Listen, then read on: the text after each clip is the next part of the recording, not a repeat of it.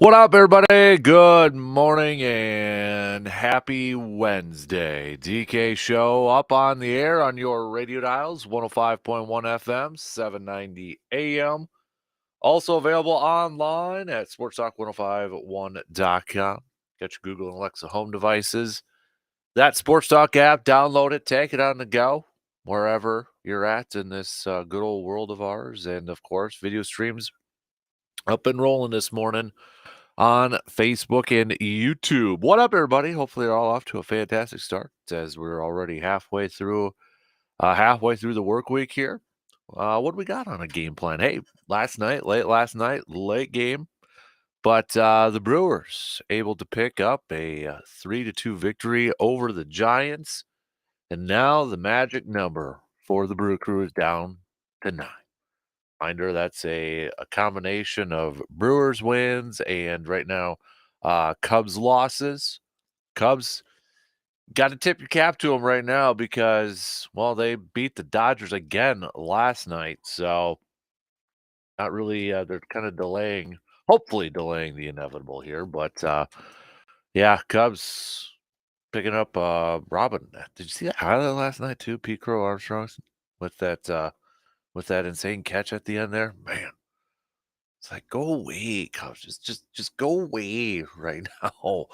But nonetheless, Brewers, 9 wins, or Cubs, combination of wins and not just magic numbers 9. Combination of wins or losses right now. So Aaron Savale was solid last night, going a little over 5 innings, picking up his 6th win of the season to improve to 6-8. DL Hall came in, pitched a couple innings, 1 2/3 officially. He was solid. Trevor McGill coming in, picking up his 4th hold of the season. Devin Williams shutting it down afterwards, even though he gave up a hit and issued a walk there, but did strike out 2 to pick up his 10th save of the season. Brewers, Jackson Chourio giving them an early lead there between Chourio and Contreras, collecting 3 hits. Willie Adames had 2 hits. Brewers had 9 hits last night. Contreras 3, Adames 2, and then Chourio with the 1 in the top there. But jumping out to a 2-0 lead. Giants able to put up 1 in the bottom of the frame there, thinking, oh, maybe a few more runs are going to be scored throughout this game. And yeah, no, only 1 apiece in the 6th. So a little bit of a low scoring affair there. But Brewers back at it again tonight as they began their 13 straight game stretch yesterday. Colin Ray is going to be on the mound for the Crew looking for his 13th win of the season. Colin Ray, 13th win of the season. Can you believe that? If we get that, didn't have that on your bingo cards.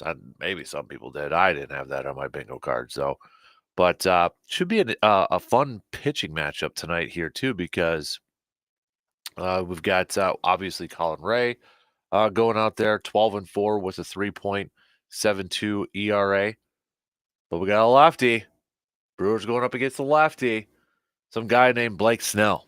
Okay? Some guy named Blake Snell. So, but Blake Snell in 17 games started this year, 2-3, 3.62 ERA, 116 strikeouts so far this season. So, be interesting to see how the Brewers go up against Blake Snell over there. Kind of look at he's coming off of a game against the Diamondbacks back in the 5th. He pitched an inning over there, 1 earned run, 2 hits. But the month of August, in 6 games started, he was 2-0 with a 1.64 ERA. Go back to July, just pitching in 4 games there because he did miss some time a little bit earlier. But 4 games, 0.75 ERA. So we'll see what the Brewers offense can do going up against a dude like Blake Snell tonight. We'll talk about it. We'll preview it. We'll recap the game from last night, the win from last night, as the Brewers still maintain an 8.5 game lead over the Cubs for first place in the NL Central. What else we got to docket? We're going to talk some Badger football here this morning. Colton Bartholomew Badger football beat reporter for the Wisconsin State Journal, Masson.com, and Badger Extra is going to be joining us at 8:20 to help us preview Wisconsin versus Alabama coming up on Saturday. So Colton, friend of the program, been on a few times and such. So be good to catch up again with Colton. Fantastic work he does at the Wisconsin State Journal and for Badger Extra. If you haven't subscribed or checked out any of his work, you can go to badgerextra.com and check it out. But we'll get Colton's thoughts on, not only with Wisconsin and Alabama coming up here, but also what his thoughts from what he has seen the first couple games for this Badger football team. So got that coming up. Like I said, about 8:20 here this morning. We'll talk some green and gold as well. Packers going to be back at practice coming up today. So I think a lot of us may be kind of paying attention to who's going to be at practice. I'll be curious to see if Love is there or he's going to be rehabbing. And remember, there's only going to be certain portions open to the media, right? There's only going to be certain portions of that'll be opened up to the media. So it'll be interesting to see if he's doing any type of work or such. I know Matt LaFleur kind of, left that little bit of a crack of that door open, using the word if Jordan Love isn't cleared. Kind of maybe putting out a little bit of hope there for Packers Nation, or just a little bit of gamesmanship there too. So, but with the Packers, if you were Matt LaFleur, if you were the head coach in this situation, what would your game plan be? And then also on top of that, not only what would your game plan be, but give me one player or give me maybe a couple players that you think, okay, with assuming Jordan Love is not playing in this game. Okay, assuming Jordan is not playing in this game. Who's the dudes or give me a couple dudes like, you know what? All right. You got to carry the team. Take the coaches out because I if we had the coaches in this thing, I've said it before. I've said it before, and I that would be my number one.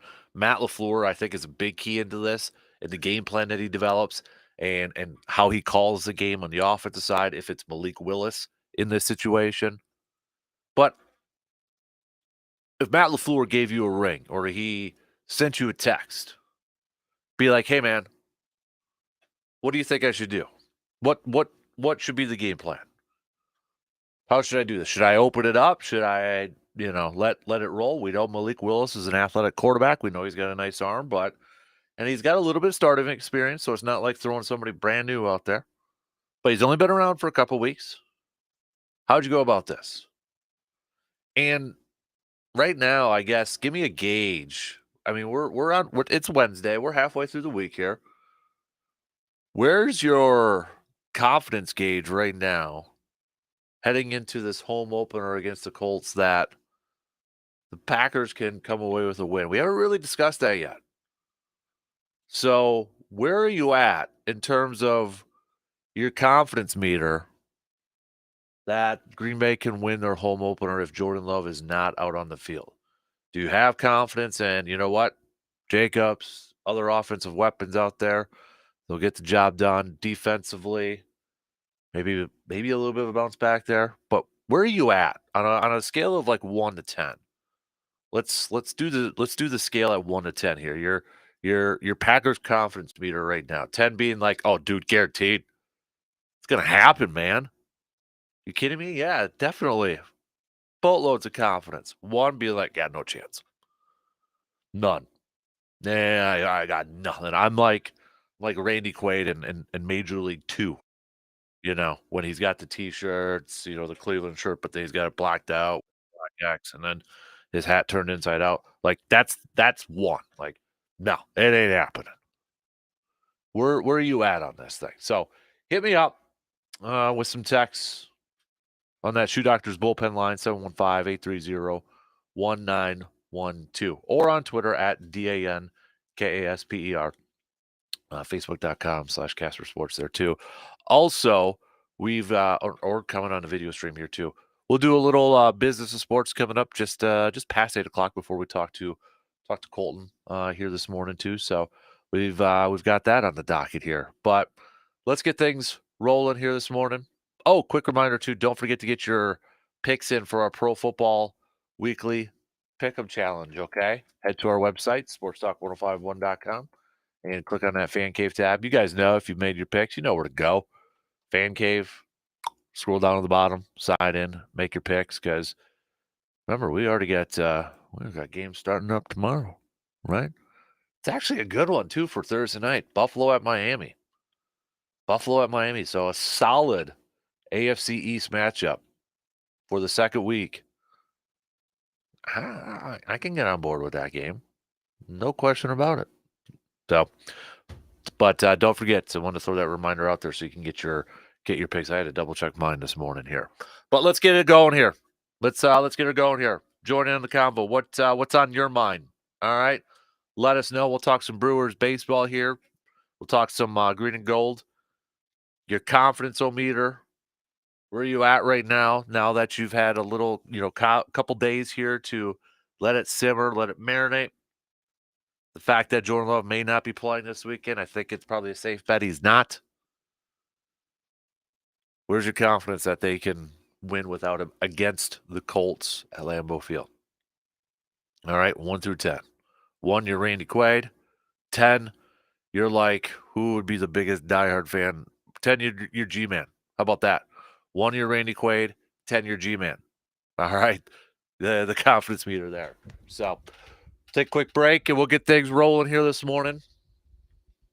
Join in on the convo, all right? I want to hear from you. What's on your minds? Your thoughts, your analysis. Hit me up. We'll be back in just a few minutes.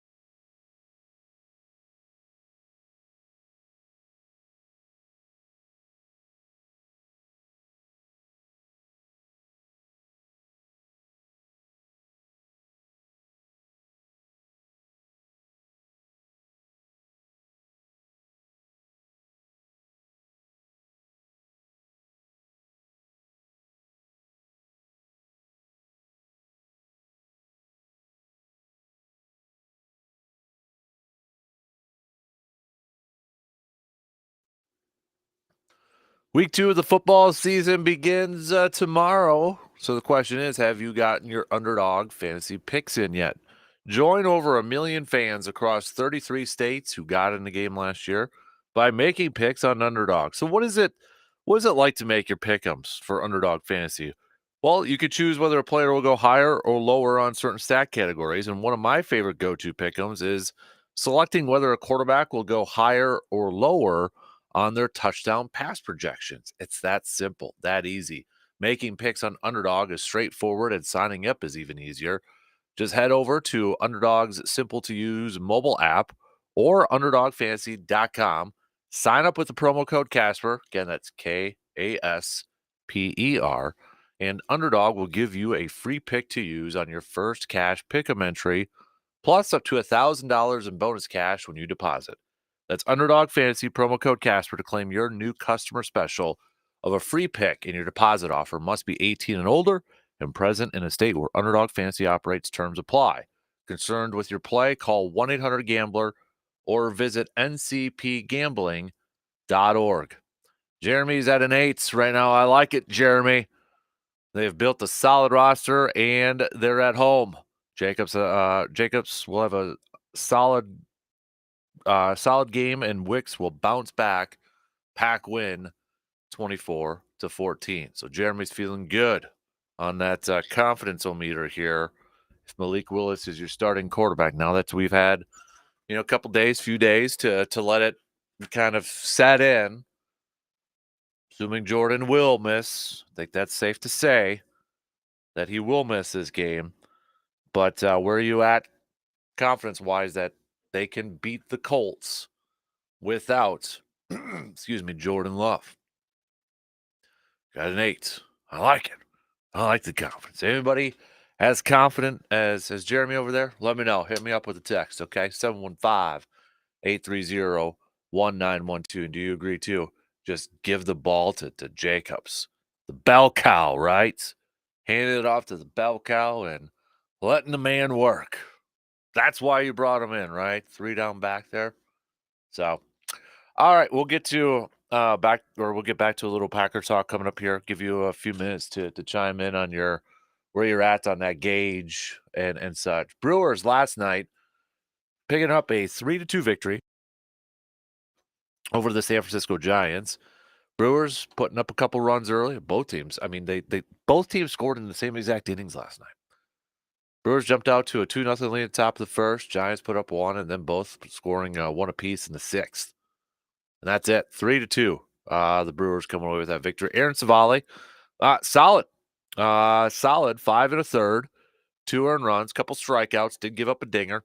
But after that, DL Hall comes in, pitches an inning, 1 2/3 of an inning, and then only gives up a walk, did strike out 1, no hits. Trevor McGill picking up his 4th hold of the season. Devin Williams, his 10th save of the season. William Contreras collecting 3 hits for the day. Willie Adames adding on a couple over there too.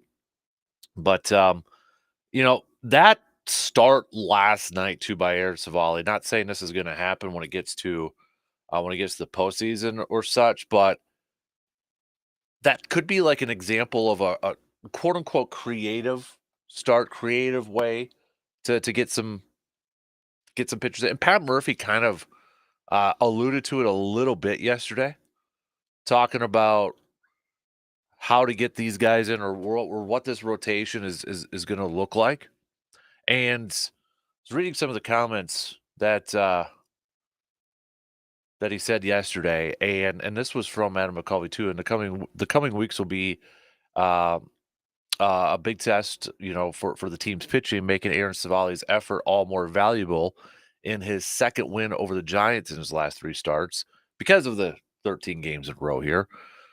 DL Hall, who delivered 1 2/3 of hitless innings in relief, has a chance to make a start along the way to help carry the load.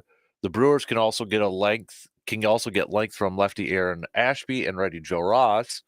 Pat Murphy said, "I think you'll see us be creative. I think we have the opportunity to really turn it into a 6-man starting rotation here a little bit. But when you play 13 straight, it puts pressure on the whole pitching staff, and you talk about the good opponents, well, it's Major League Baseball. We've played better, it seems like, against more formidable opponents on paper. And really, when you look at it, yeah, it's the Brewers are 45-35 against teams with a 500 record or better. And believe it or not, maybe this surprises you a little bit. That's the top winning percentage in the National League. The Brewers have the top winning percentage. I'm raising my hand here right now if you can't see. Did anybody know that off the top? I didn't know that off the top of my head right away. That the Brewers, 10 games over 500 against teams who are 500 or better. That's the top winning percentage in the National League. And that's the second best in Major League Baseball. The only team better is the Yankees. So there's another little fun nugget for you surrounding this Brewers team. But no, I think that's something to maybe watch during this stretch of games because there is no off day. And I think the Brewers are in a position to get through this, as you're closing out the final month of the regular season and you're trying to punch that playoff ticket, your magic numbers down to single digits. To have the ability where, your pitching staff or your bullpen has guys in there that can give you a couple innings or can even make spot starts, I think is going to be a big benefit for the Brewers during this stretch here. You don't have an off day to kind of rest and relax. It'll put some pressure on the bullpen. It'll put some pressure on, the typical starters, we'll call them, like Colin Ray and Freddie, et cetera, to be able to go maybe at least 6 innings or somewhere around there, so you're not having to use a lot of relief pitchers. But I think the Brewers are in a position too, and maybe more so than a lot of other teams, where they've got some options coming out of the pen where guys have started games and can maybe give you a few innings. Like even though DL Hall pitched just under 2 innings last night, he could probably give you a couple innings, a few innings if you got to throw him out there as a starter, maybe in a couple days or something like that. So yeah, Pat Murphy's right. It allows them to be a little creative. It gives them a little bit of flexibility here, but let's not kid ourselves too. That does put pressure on, a little bit of strain on the rest of your pitching staff. You're kind of counting on your starters to not have short outings, right? You're hoping that they can at least get you halfway through this game, a little over halfway through this game here. So you're not having to go to the bullpen early. You're not having to go to the pen after a couple innings or something like that, and having to use one of your guys that can give you a few innings of relief work there. And I think that's what I know we keep talking about it, but that's what's going to be unique when we get to the postseason.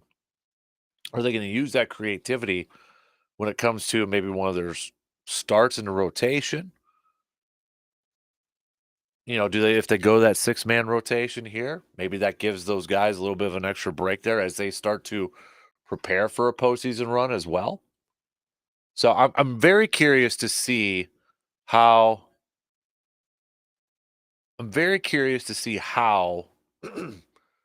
Pat Murphy and the Brewers go about this stretch here, now 12-game stretch here, and handle their pitching staff and handle their pitchers, but also kind of maybe keeping an eye on not overdoing it, not overworking them, so that they're as good as it could possibly get when you get to the postseason there.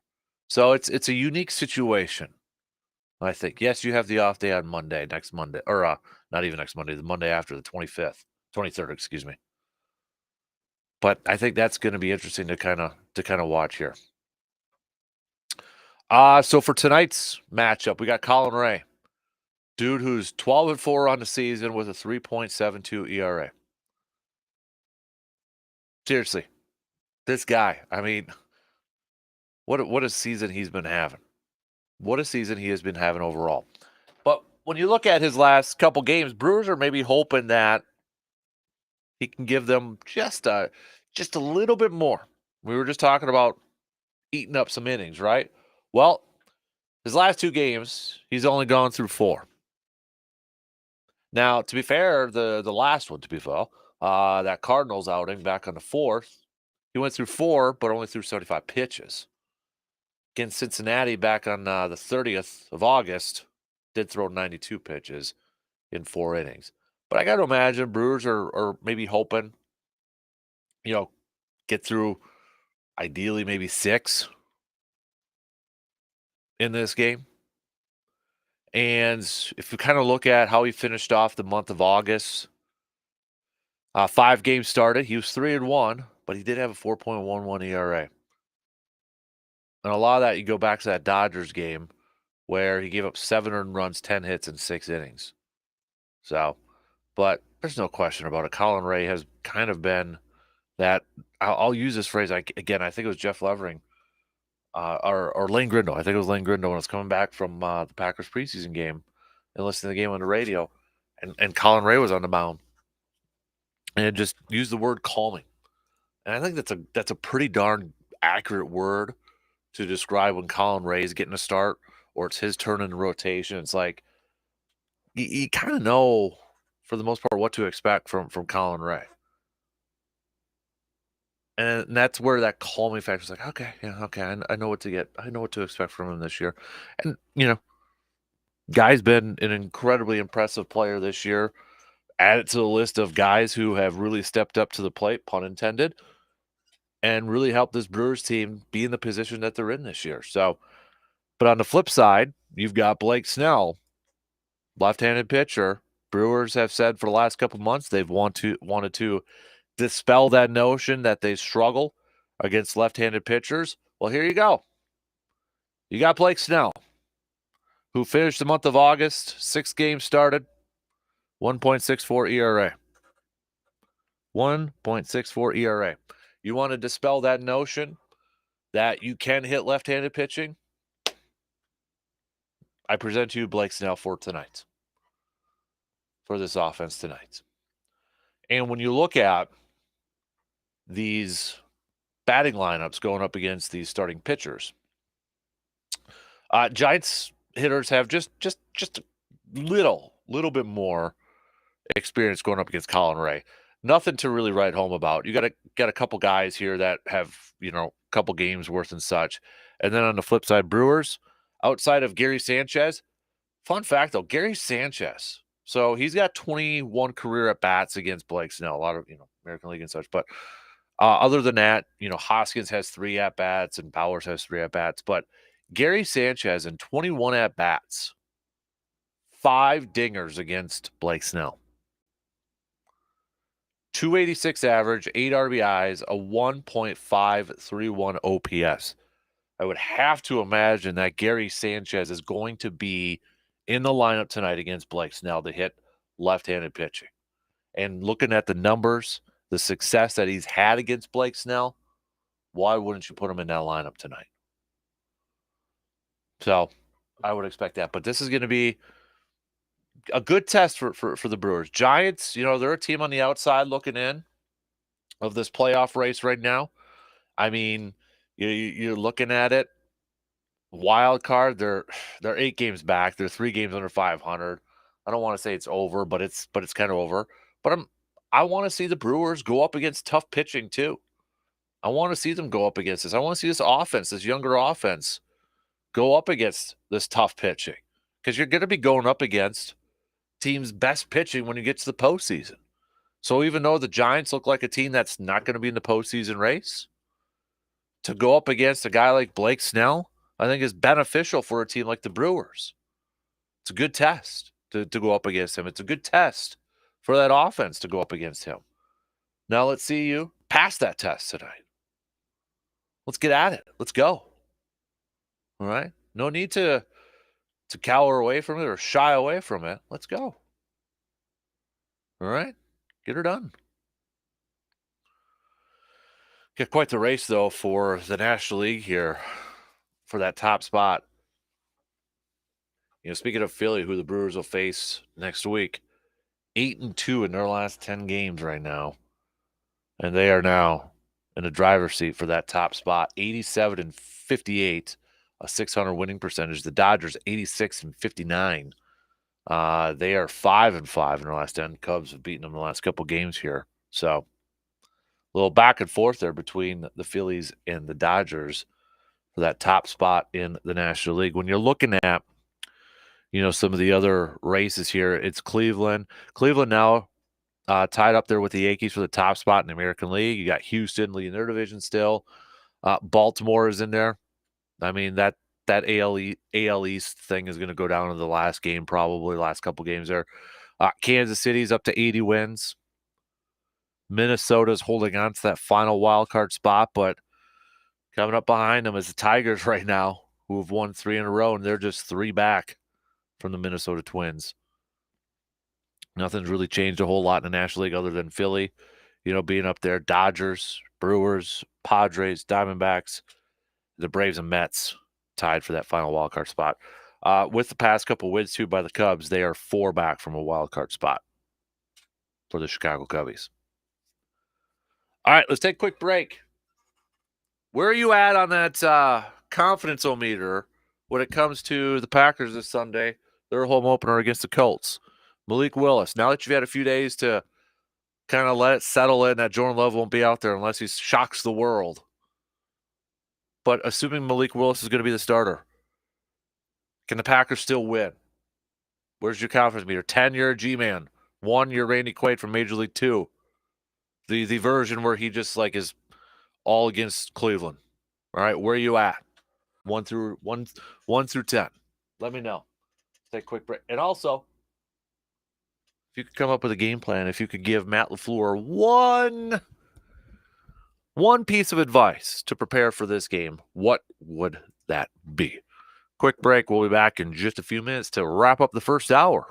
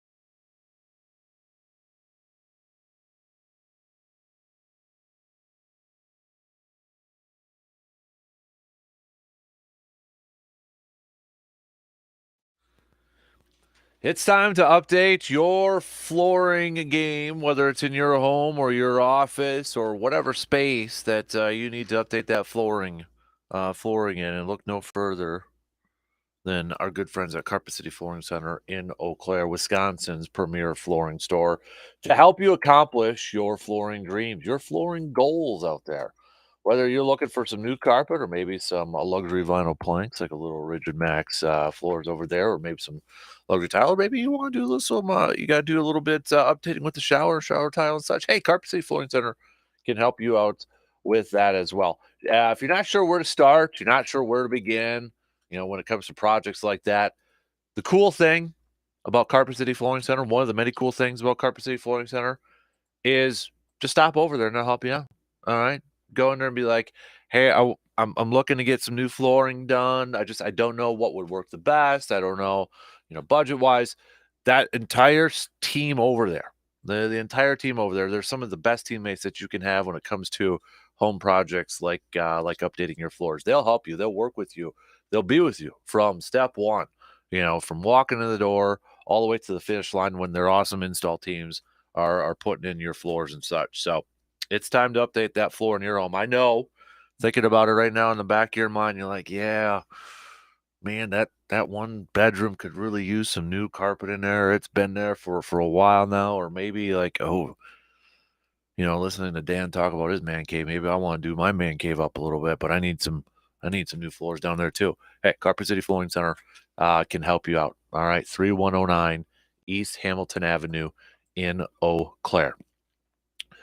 Packers, I'll be back at practice today. All right. So it'll be interesting to see how the Packers play this with Jordan Love.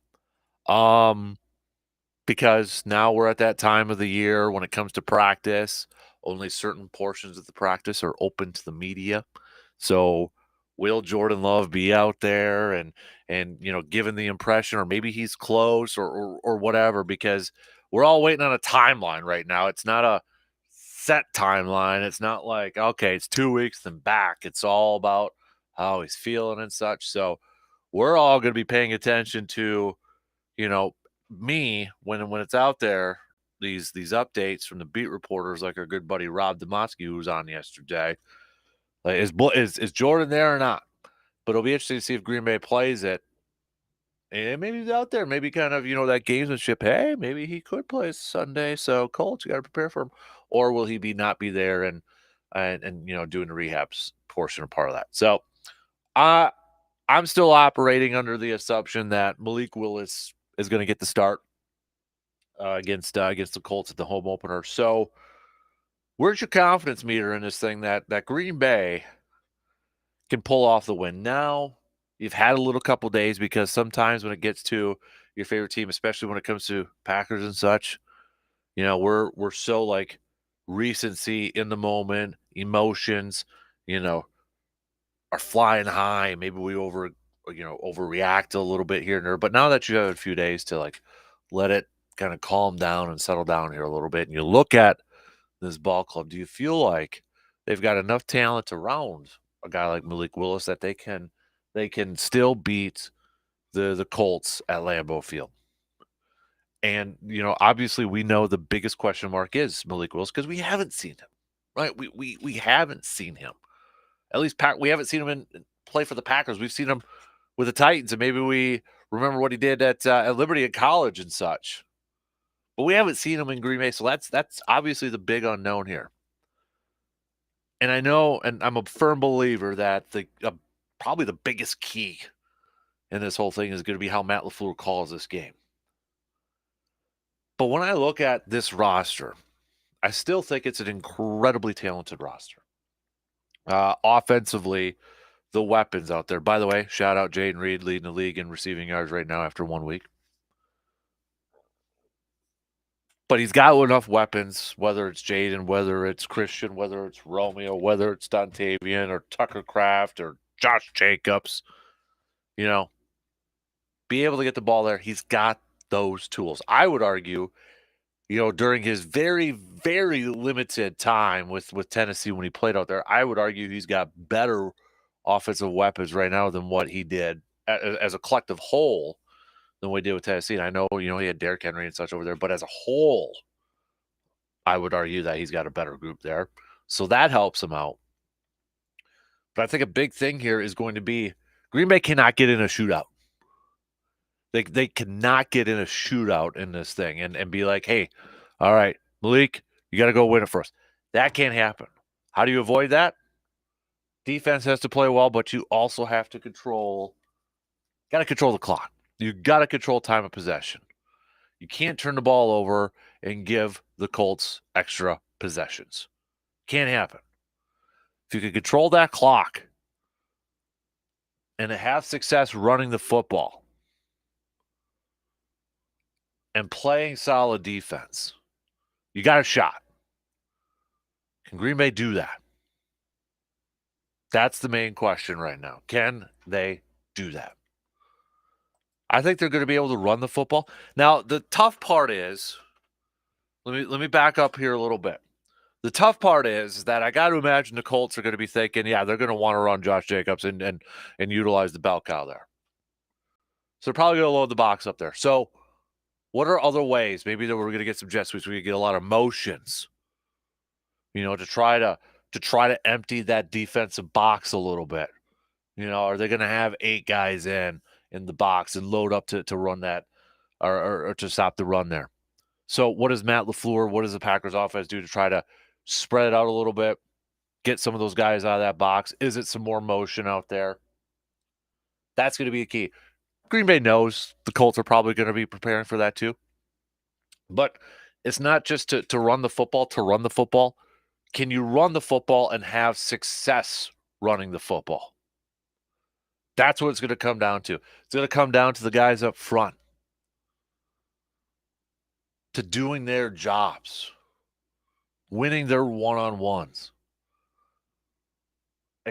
keeping the football, having those long, sustained drives.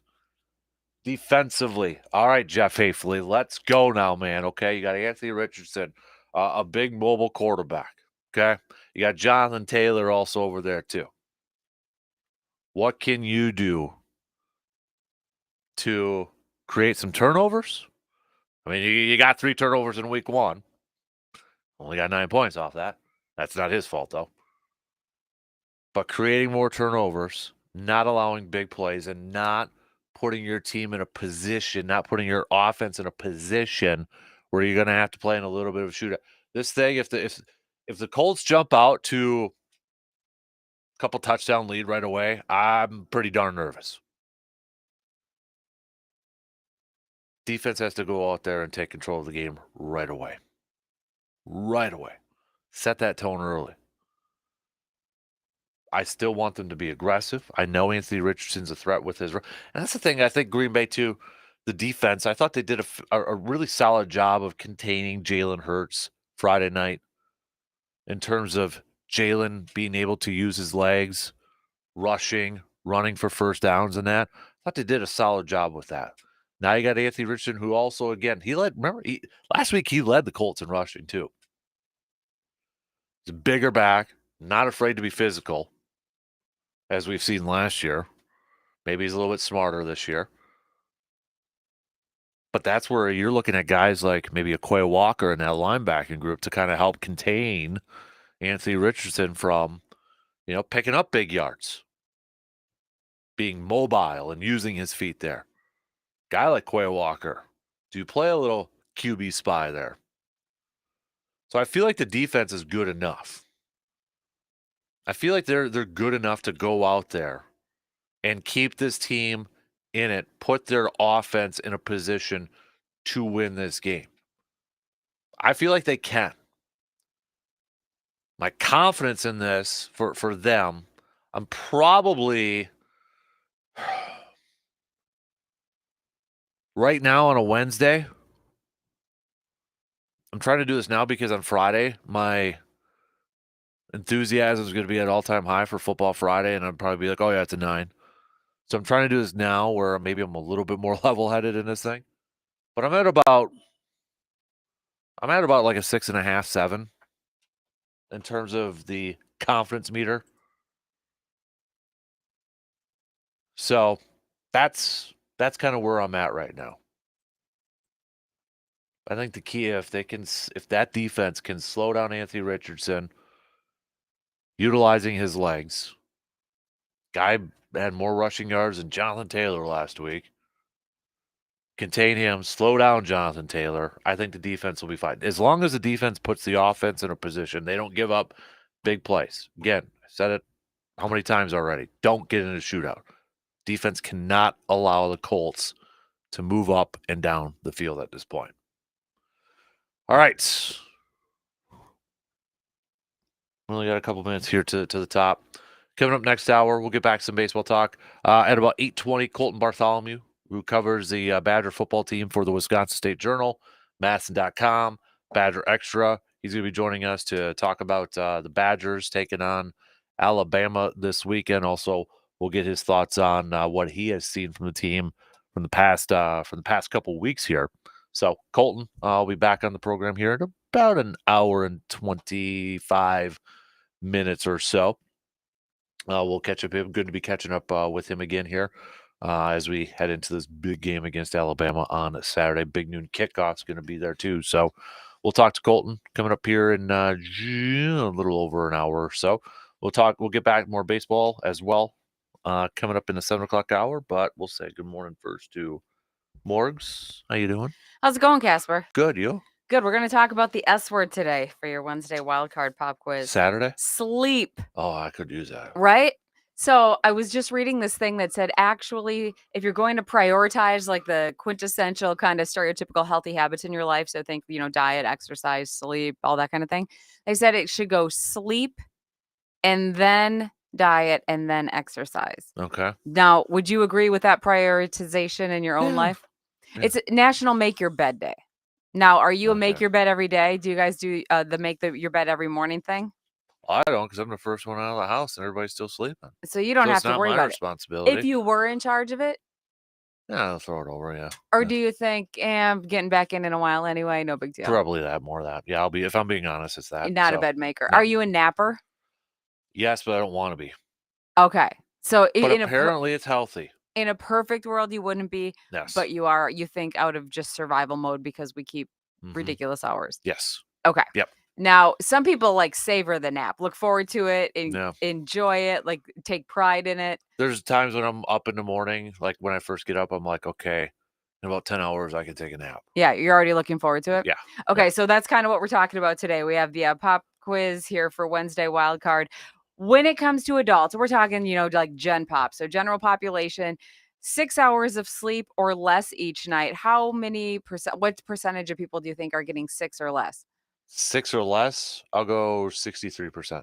Actually, 30. Well, Most you people say liars. they average 6. What do you average for hours of sleep? What do I average? Yeah. Probably about 5. What's your sweet spot? Like if you could pick. Like you're on vacation, it's if deer I'm on camp. vacation, You get to sleep deer as camp, much I as don't you get want. to sleep in. That's worse. As much as you want. Perfect ideal situation. What's your sweet spot for sleep? Probably about 7. Okay.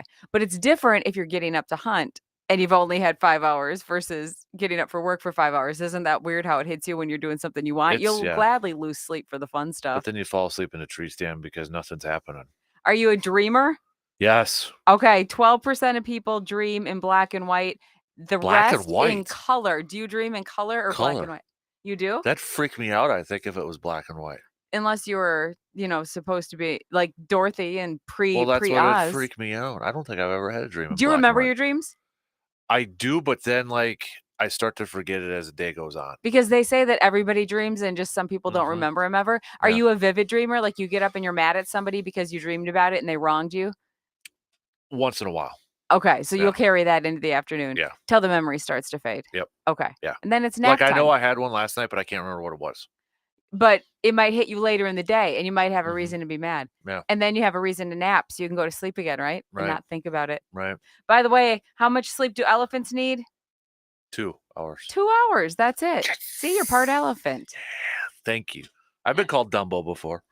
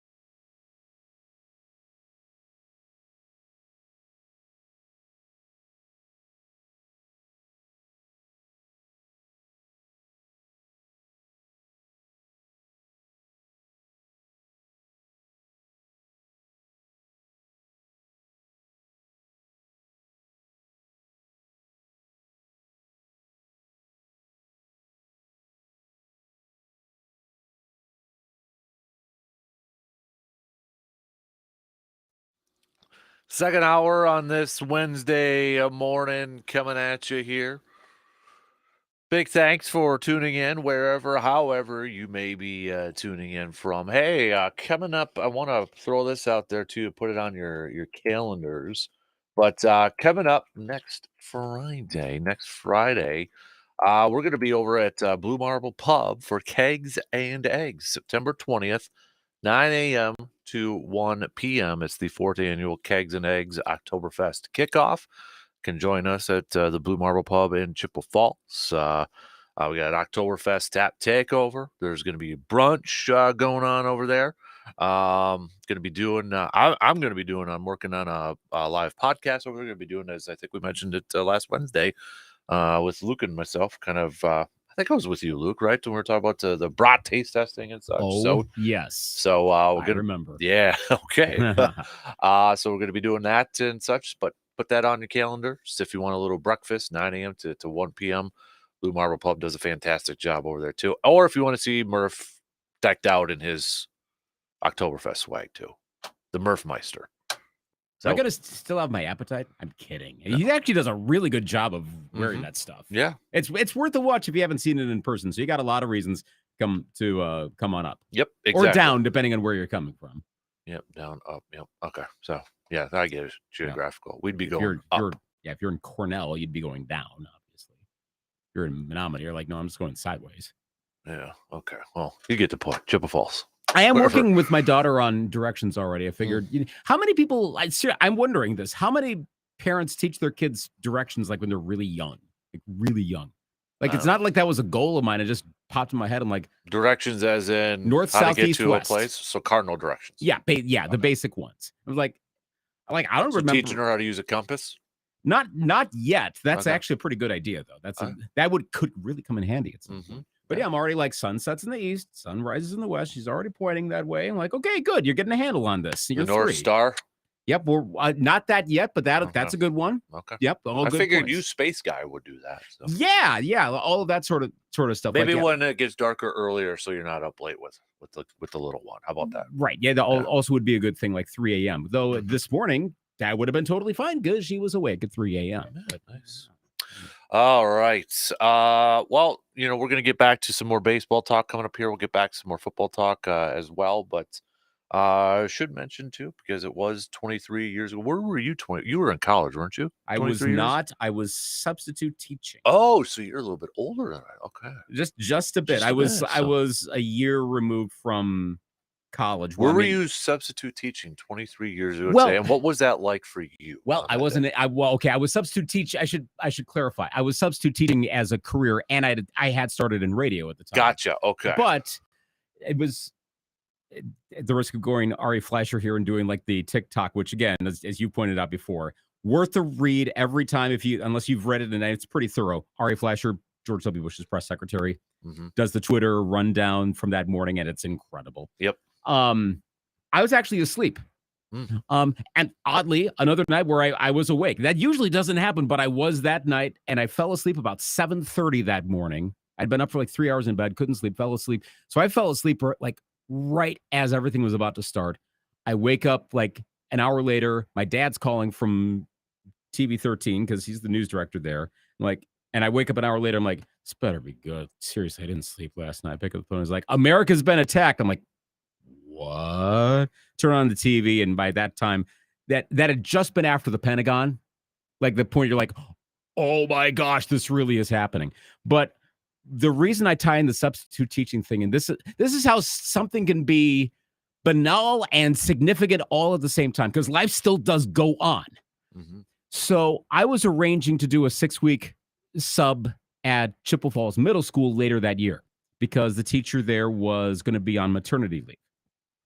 And had been setting it up for the past few days, was going to start a couple, 3 weeks later, whenever. And she called while this was happening. We needed to start setting this up.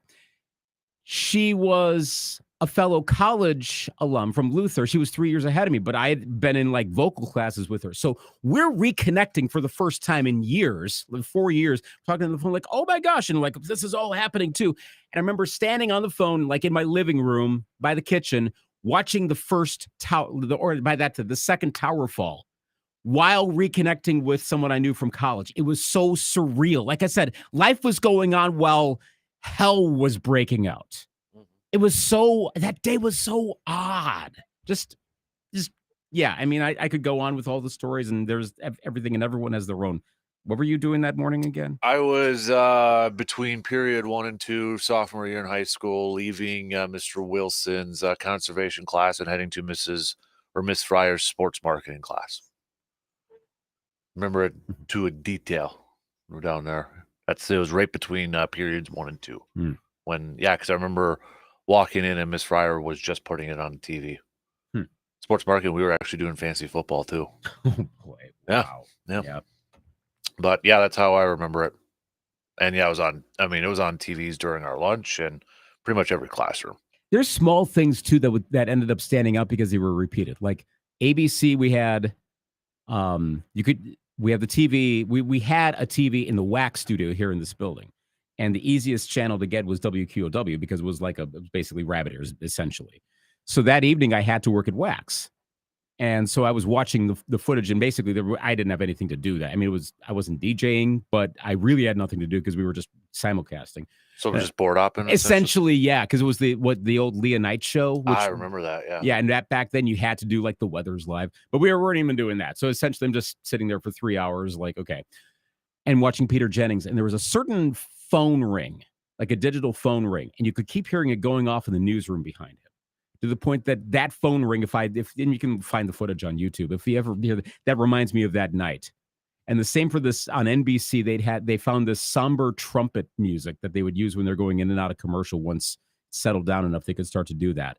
And it was so evocative of that night. And they kept replaying the first tower, the second tower collapse. And when I closed my eyes that night, that image of the camera zoomed in at the top of the tower when it starts to collapse was locked in my head, my mind's eye.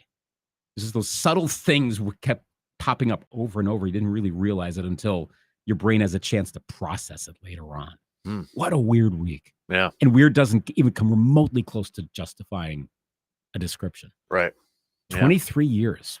That's half my life. Oh, that's more than half my life. Yeah. So it becomes more of a mind blow once it becomes not more than half my life. Me and math are not good. No, almost. It's less. Yeah. Once it flips over to I was the other 15 way, when it happened. Let's put it that way. Yeah. So, but gosh, wow, 23 years is a long time. I mean, it is, but then it's not at the same time. Right? Yeah. It's one of those like, I don't know, like it's. Obviously, I'm not old enough. There's those certain days in history, people remember JFK, that obviously we weren't around then. Right. And such, but this was probably the first in my lifetime of like, oh, wow moments. Like, where were you when it happened? Mm-hmm. Sort of. I don't know if that would have been the first for you too. It essentially was. I know a lot of people say Challenger was. That was a little bit more of a kid thing because a lot of people saw it on TV.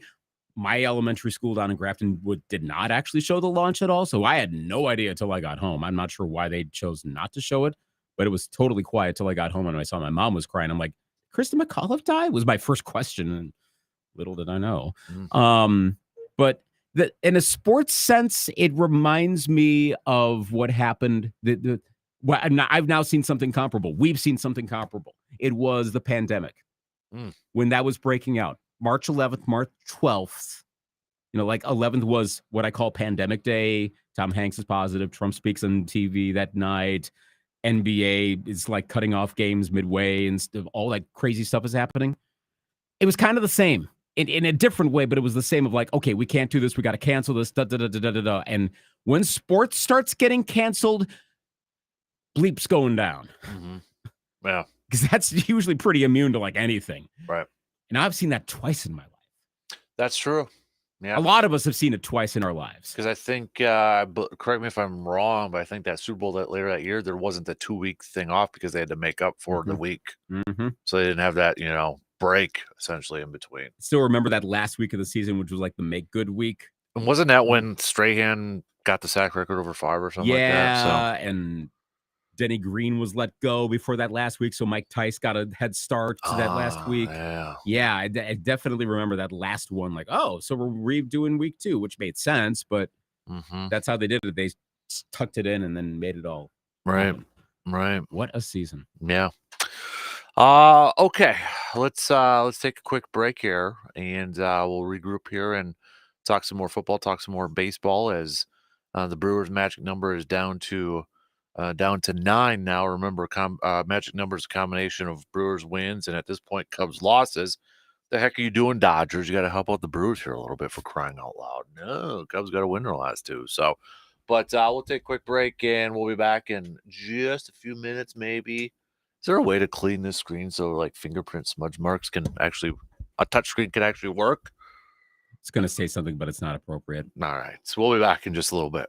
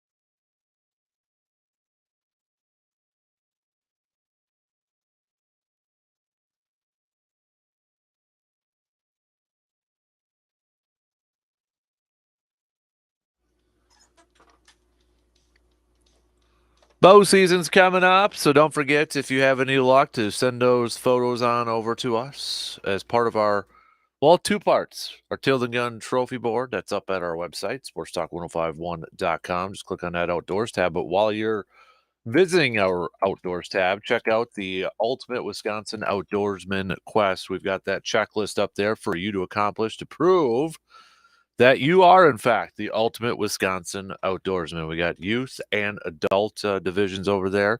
Quite a big checklist over there. Don't expect somebody to completely accomplish it, but I guess that's the challenge I'm throwing out to you. But whoever does check off the most over there will be crowned the ultimate Wisconsin outdoorsman. Again, you can go to our websites for more details and to check out the checklist. But also, too, with hunting season coming up here, whether you're getting ready maybe for deer season in November, or maybe some youth hunts coming up here, or maybe you're duck hunting and such, don't forget to visit our good friends at Tilden Gun. You can also check out their website, tildengun.com, and Sean and Hunter, they'll help you find just what you are looking for. Fantastic customer service at Tilden Gun. By the way, I don't know, I know this was a couple days ago that it was announced and such, but you pumped for the Aaron Rodgers Netflix documentary that's coming out in December? Enigma, that it's called. Did you hear about that? Yes, I did. Yeah. I got other things I got to be doing that day when it comes. No, it's on Netflix, so it'll be there for a while. I know it will. Yeah, I know. It's intriguing. I'll be curious to see what others say about that. I'm assuming it's just off of his rehab thing, I guess. So, Yeah, I mean, it covers the rehab, and then like the tagline was, it was very much like, and other aspects of what Aaron Rodgers makes about his personality, etc. yeah, I saw a trailer for it and that. I'll say so. Yesterday was the first time, and I think in a long time, I actually watched Aaron on Pat McAfee's show. It just happened to be on. So I'm like, you know what, I'm going to watch it. And I will say this. When Aaron talks football, it's intriguing stuff. I think it's really good stuff. When he breaks down what defenses do or when he talks like football, it's very insightful. It's insightful stuff. And that's where I think he would be really good, like doing what like a Bill Belichick does in it. I don't think he will, and he's got other stuff. But it's just when I was watching some of that, when they were like the whole phrase "stick to football," but when he talks about football, it's very intriguing stuff. I think that's a case probably where it's not so much. Though I know for a lot of people, it's I don't like your ideology, so stick to football, which usually is it's an extension of the whole stick to sports thing, right? But in this case, it's more for his own good. Like, no, really, dude. Stick to sports. You are better at that. You're not going to get people to get distracted and angry because of other stuff. I mean, not that you shouldn't talk about it. If you want to, you can. But in these venues, in this particular context on ESPN, which I know is airing the pre-produced Pat McAfee show, but well, there was a lot of bleep outs when I was watching. Yeah, it's like, wait, why is my audio quiet? I'm like, oh, that's okay, because it's that thing. Yep.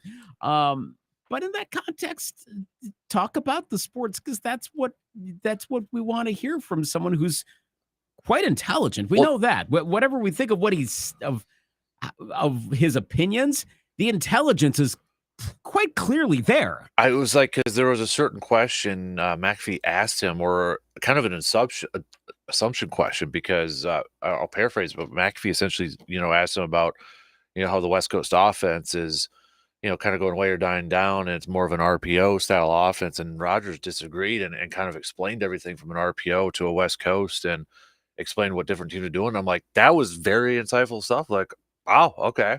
I actually learned a little bit right there. Yeah, good. So I thought it's like, oh, okay, if it's more of that, I'm good. I hope there is more of that. But I will say this.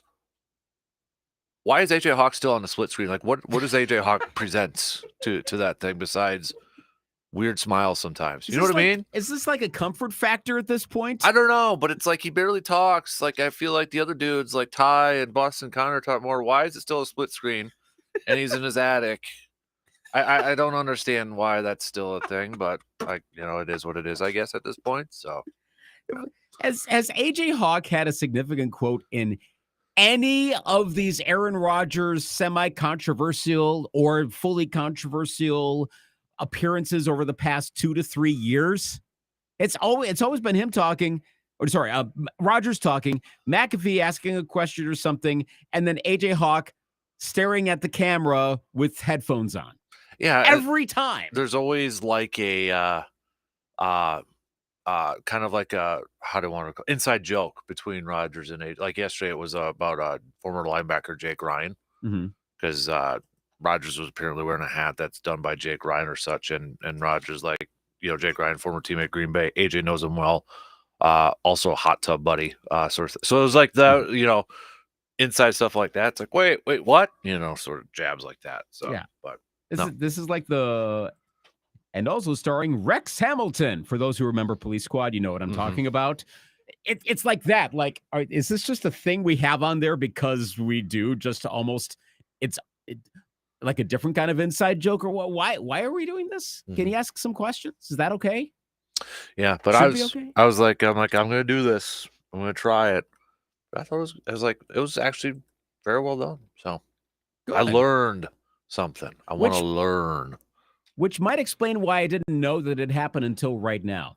Because he actually talked about normal stuff, and so people didn't care about that. I mean, I know media was pretty much well consumed with the debate last night. Like, everyone was like, but still, there was nothing on Rodgers, which is, I guess, reassuring, and hopefully there's more of what he did yesterday. Yeah, I just, especially how he explains, RPOs and West Coast style offense. I thought it was really cool stuff. So very interesting.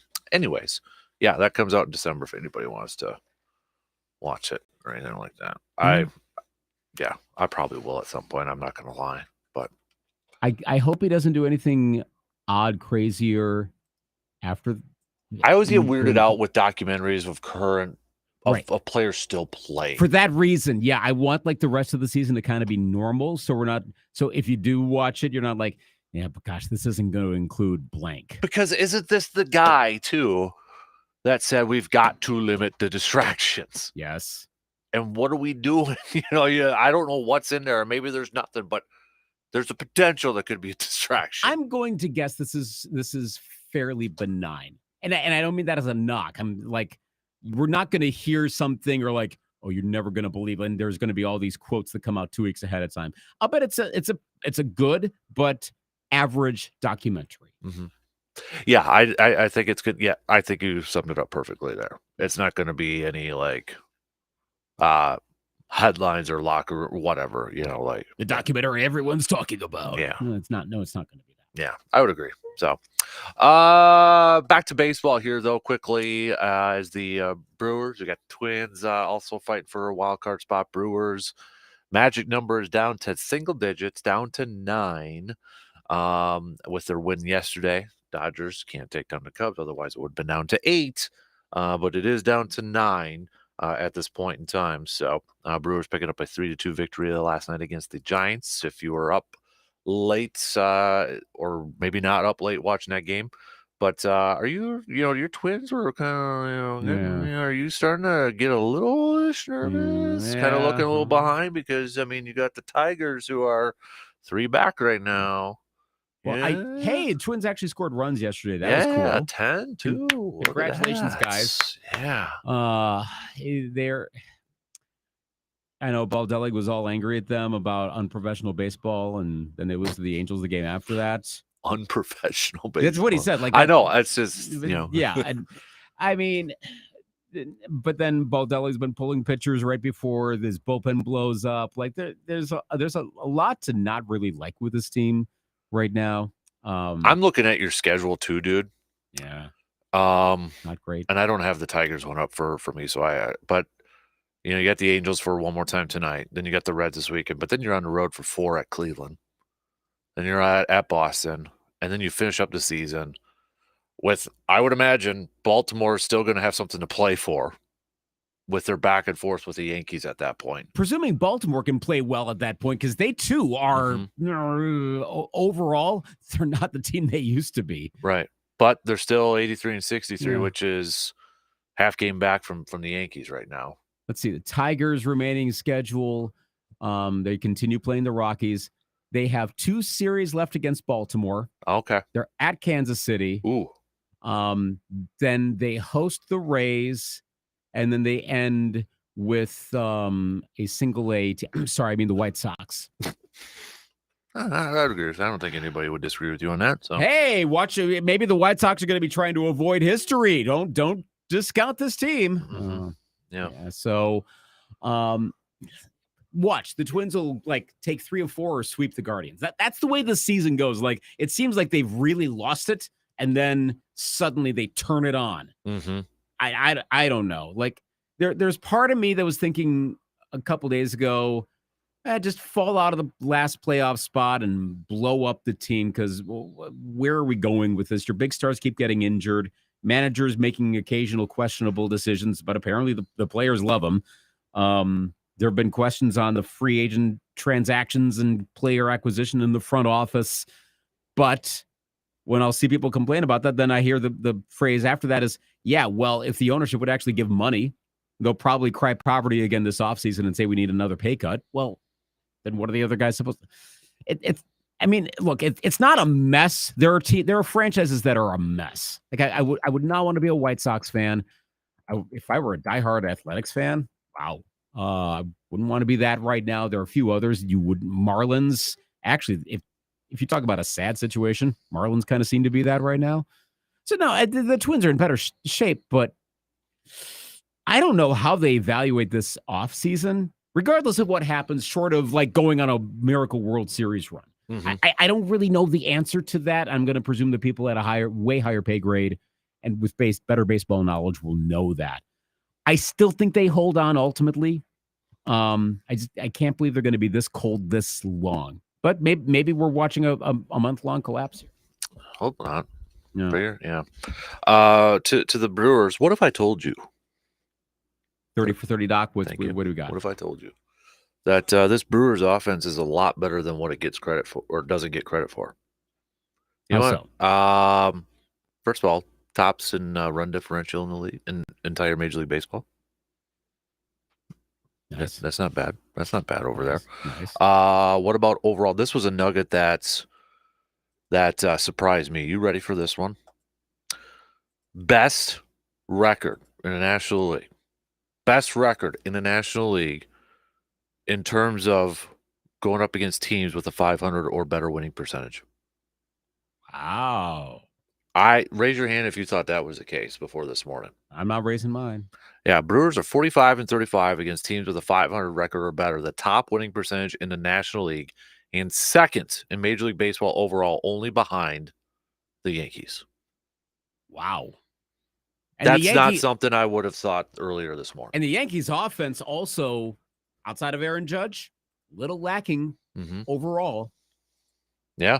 Wow. That surprised me when I read that nugget this morning. That the Brewers have the best record against teams with 500 or better winning percentage. And yet they didn't do that well against the Phillies or Dodgers. That's what surprised me, right. A little bit there. Yeah. And that's what matters ultimately. But then again, maybe that's like you could take that two ways. You can go, well, the Phillies and Dodgers are going to be better because A, they have, I think it's not even really arguably, more talented lineups. And maybe they've got the Brewers number. The other argument is, well, the Brewers are playing well enough overall against better competition that those games don't necessarily equate what would be a Phillies Brewers or a Philly or a Dodgers Brewers season. Mm-hmm. Yeah. Or a series. Sorry, you know what I mean. Yep. Brewers right now run differential plus 135. The two closest teams are the Yankees plus 123 and the Phillies plus 123. So Brewers right now have a plus 12 advantage in that department. That's incredible. And yet I feel like it's one of those like how, I'm scratching my eyebrow like how, what, like how does that doesn't make sense. They get some timely home runs. They get some timely regular offense as well. They're not Harvey's wall bangers. Side note, did you see that documentary? I saw, I know which one you're talking about. Just a bit outside. I was reading about that this morning. A new film documentary on the 82 Brewers. Yep. But they're not Harvey's wall bangers. They don't need to be. They've got a diverse enough offense that after a while they kind of sneakily end up getting a lot of runs. And now they've had a few blowout wins, but there are several teams that have had massive blowout wins as well. That doesn't equate a 135 run advantage in the differential. Mm-hmm. It's a lot. Mm-hmm. Oh, hey, by the way, Cubs 8.5 back. Yeah, I know. Worried? They're just kind of annoying. Like, just go away. Like, go away. It's like, but hey, I will say, I mean, tip of the cap to them. I mean, they're playing good baseball right now. They are, yes. So. Like, I mean, then they'll be a factor next year and for the foreseeable future. Yes, I mean, it's just a little too late right now. Right. If you're a Brewers fan or you like the Brewers, it's just as well. Mm-hmm. And yeah, I can keep making this a running joke because they're inching closer, but not closer enough that it actually is a legit problem. Right. At this point, I don't think they catch the Mets or Braves. They're 4 back right now from wild card spot. Yeah. So I don't see that. I mean, again, could, but even though 4 doesn't seem like a lot, I keep saying this, those like the Tigers being 3 back, that's still actually a lot. It's tough to make up those amounts, and it could be done in either case, but doubtful. Mm-hmm.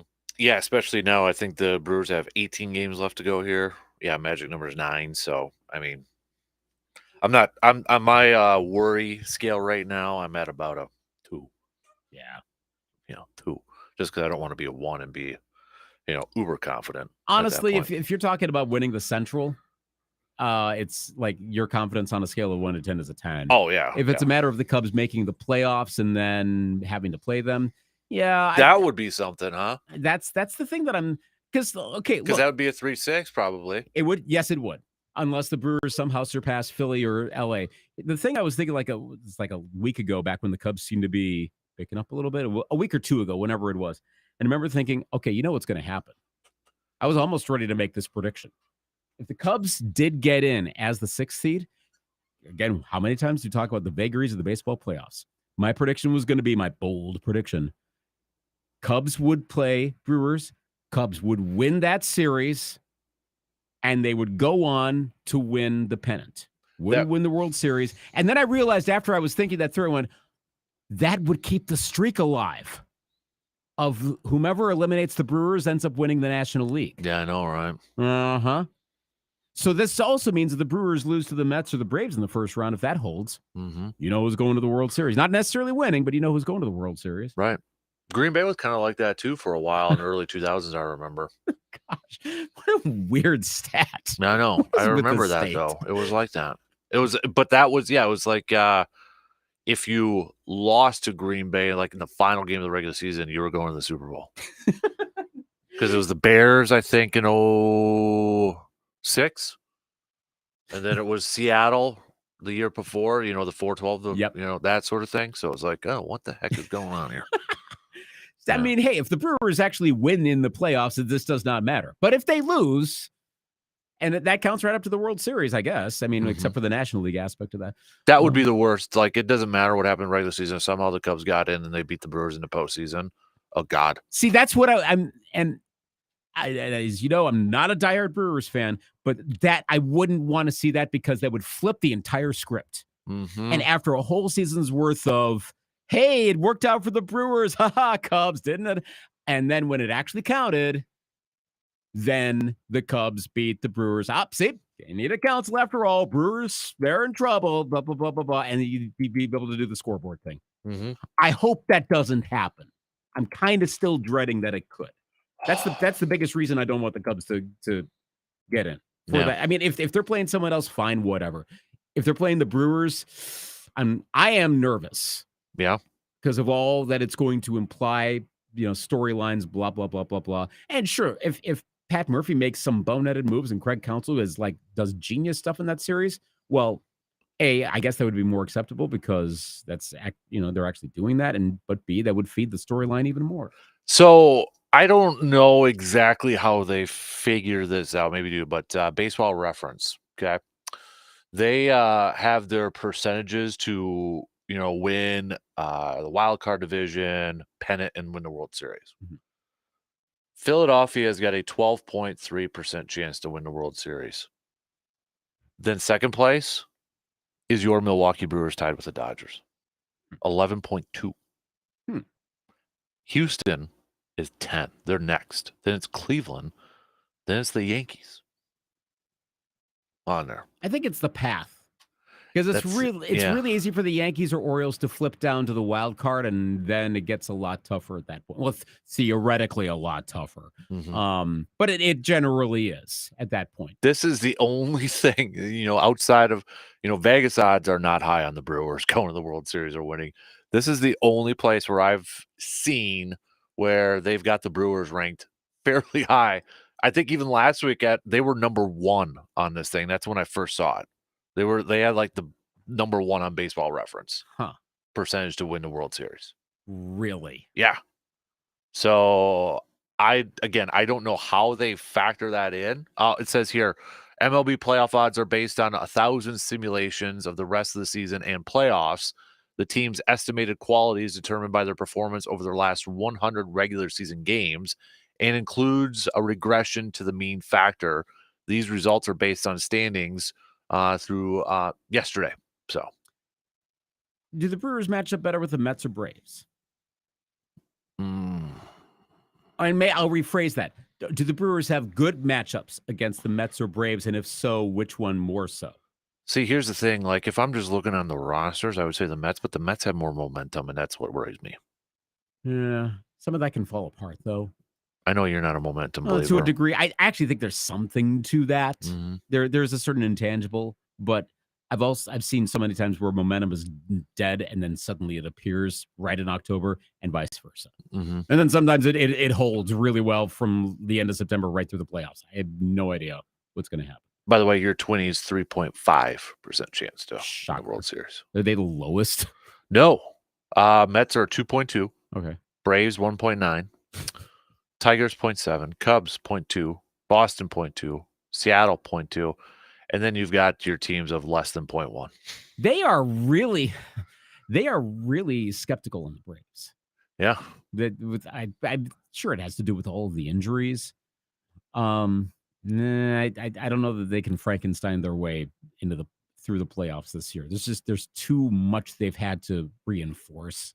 5 teams they have listed as a 99.9% chance to make the postseason. Phillies, Brewers, Dodgers, Guardians, Yankees, and Baltimore's close, 99.5. Okay. I see ESPN's got the Brewers at 99.8 right now. Okay. The Phillies and Dodgers are greater than 99.9. That's what actually I should have said that, but yeah, they have greater than 99.9 for the Phillies, but that's the only one. Right. So I get it in those cases because they have higher winning percentages than the Brewers, even though the Brewers have the biggest division lead. I understand why. I mean, we're dealing in tenths of a percent here. Right. So they're going to the postseason. We know that. As I'm thinking about this, I think I'd rather see the Brewers play the Mets. I'm worried that the Stern series. I don't know. I'm worried that the Braves pitching is going to come around enough. That's the one thing that worries me about the Braves is the pitching. It's gotten better. Yeah. Between Fried, Sale, of course, some other guys. I worry that could go. And again, it would be a fairly quick series. It's best of 3. Yeah. But I'm worried that goes fairly fast. Yeah. Spencer Schwellenbach. Remember that name. I know he's the 5th starter at this point. So I don't know that he would get any starts in an opening round series. But if he shows up, oh boy, watch out. All right, we got to take a quick break here. We'll finish up the second hour coming up after these quick messages.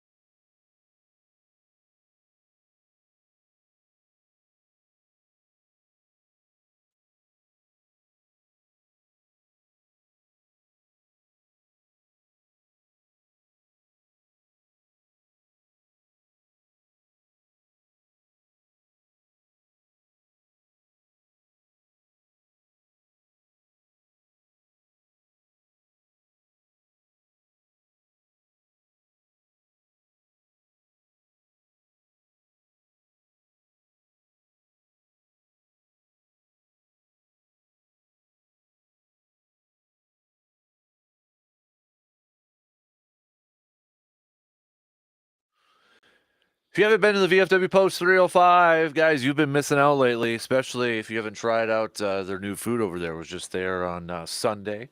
Card collecting clubs event over at VFW Post. They had the breakfast buffet going on till noon over there. But make sure if you're looking for somewhere to catch some breakfast, lunch, or dinner, whatever the case may be, think about the VFW Post 305 located on Star Avenue. You can't beat that view over the river, too, on the back patio. Over there. Got music Saturday nights, Wednesdays as well. So head on over, VFW Post 305. We got about 10 minutes to the top of the hour. Coming up at 8:20, we're going to have a quick chat with Colton Bartholomew, who covers the Badger football team for the Wisconsin State Journal for Badger Extra and Madison.com. So we'll talk to him about the Badgers getting set to take on Alabama on Saturday and get his thoughts on what he has seen from the team in the first couple games and such. So we'll catch up with Colton in about a half an hour. We got a little business and sports coming up right before that. Packers will be back at practice today. Saw one line already. The Colts apparently a 3-point favorites heading into Lambeau. That surprised me a little bit too. A little bit. I mean, I'm not too surprised at the Colts, but I mean 3-point favorite. I don't know. I thought maybe one or something, or maybe even, I don't know. But I think they're down on Malik Willis. The betters, well, that is the betters that are driving the line ultimately. But yeah, it's got to be Willis, and I would hope that they're not looking at 2 plays and going, well, that's what's gonna. It's 2 plays in an emergency situation, in a fluky situation. I don't know. I got to think more about how I want to pick this game. Yeah,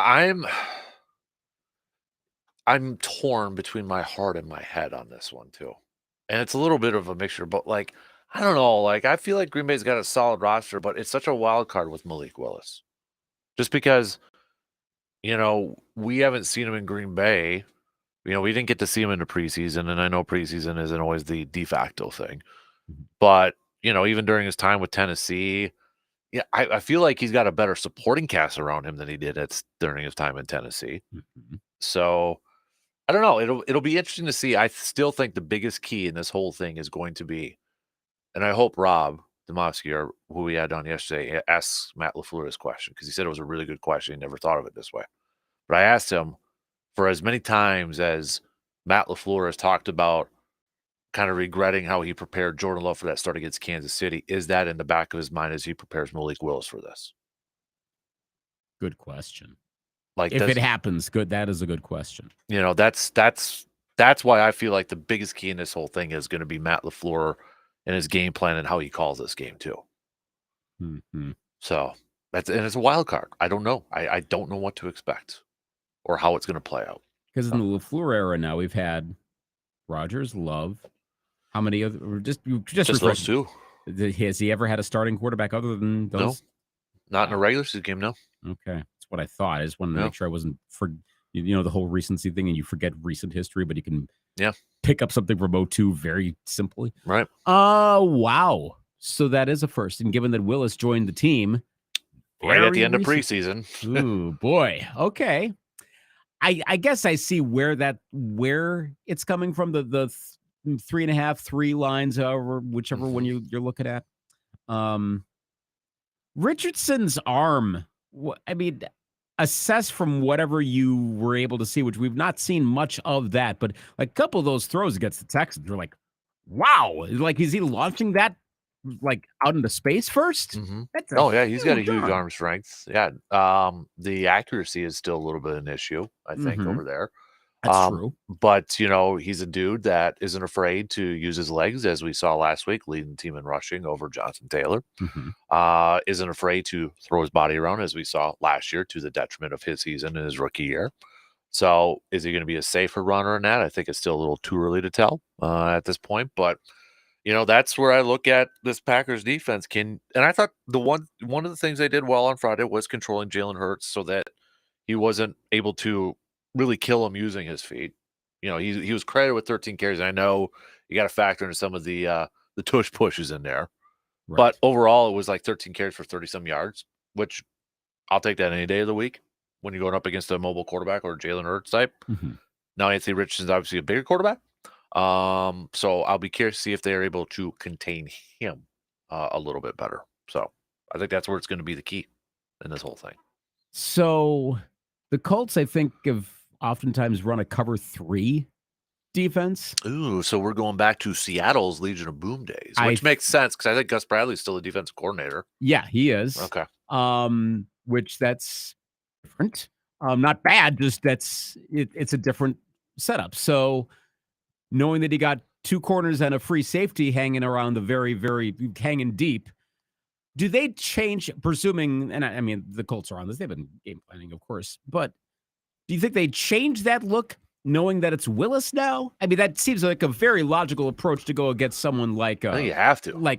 Yeah. Love. But with Willis, I mean, but does that mess up the Colts enough that they go away from their tradition, that evens everything out, that both teams are doing something different, and so we're kind of back to where we were in the first place? I think if I'm the Colts, I'm at least beginning the game saying, all right, we're going to stop Josh Jacobs and Malik Willis. Prove to us that you can actually throw the football. Prove to us that Matt LaFleur is going to let you throw the football, if you know what I mean. That kind of goes back to that Chiefs game plan again. Prove to us that you're going to let Malik Willis actually run with the playbook. You know, that's how I would start it off, at least. Mm-hmm. You load it up and let's see what you got right away. And that's where, it'll be, because what's the old age or adage, whatever phrase I always say, first 10, 15 plays are always scripted, right, on the Yes. offensive side. Yes. What are those 10 and 15 plays going to look like for Green Bay right away? And I got to imagine Green Bay is going to know, too, like, yeah, they're probably going to try to, their focus is going to be on stopping Jacobs and letting Malik Willis, try to beat them. Mm-hmm. So how do they counter that? Maybe it's a guy like a Jayden Reed, who I was a little surprised to see this, that he was not only nominated for Air Player of the Week, but Crown Player of the Week too. But that's a guy that I think you gotta utilize. Do you try to spread him out? You're gonna have a lot more motion and misdirection and sort of stuff. Get the ball out quick and get them to your playmakers. You got speed, so let's see how LaFleur designs that up. Yeah, I mean, there are going to be some early misses. Mm-hmm. Part of me thinks that the Packers should air it out a little bit more early on. Because keep them honest. I have a feeling the Colts aren't going to cover 3 it or something more like that. They're going to play a little bit more up front. All right, well, you've got a guy like Reed that can really stretch the field. You got a guy like Wicks that could do something that is a little different, but he could get way down there, get some good yards after catch. Okay, cool. Or route running, sorry. But do that, send him down there. You're going to have some misses early on. Packers fans, be ready for it. It's going to happen. So are you saying right now, on this Wednesday morning, 7:59 a.m., play action, deep pass to Watson down the sideline, first play touchdown? That's kind of a Packers specialty in a little bit of a way. If you think about it, it's not a bad idea. Because let her rip, Malik. Honestly, why not? Let's see how this goes. Mm-hmm. And I don't know if one play sets the tone. We talk about that a lot. I don't know that it really does, but give it a go. Because if it works, boy, here we go. Wait. There's a flag on the field. Sorry. Holding. Another flag has just been thrown. Number 74, 10-yard penalty. Yeah. Replay, first down. Yeah. Yep. All right, 2 in. We got one more to go. Business and sports coming up after these news updates.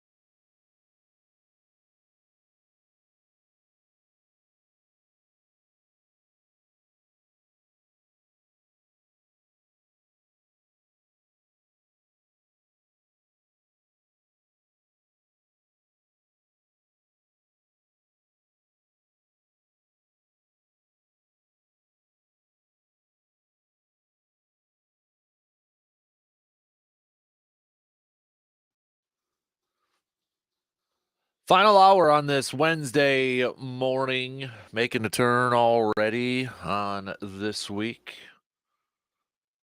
Coming up in about 15 minutes, we're going to catch up with our buddy Colton Bartholomew, Badger football reporter for the Wisconsin State Journal, Masson.com, and Badger Extra.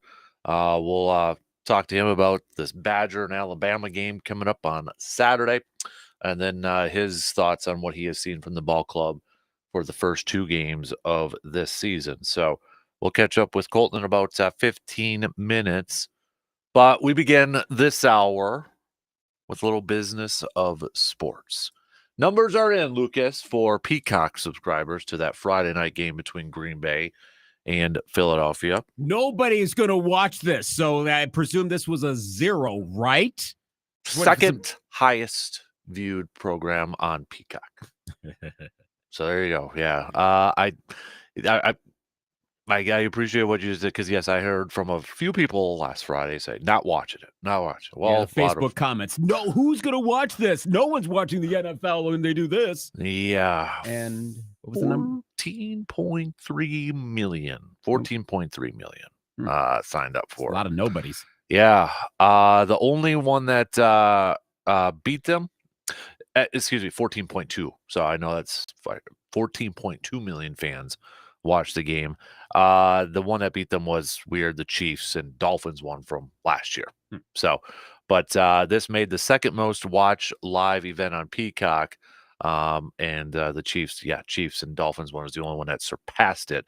Figures show that this, according to the Mirror, figures show that the viewership was up 94% compared to Peacock's prior exclusive NFL game, which saw 7.3 million viewers watch the Buffalo Bills face the Los Angeles Chargers on December 23rd of last year.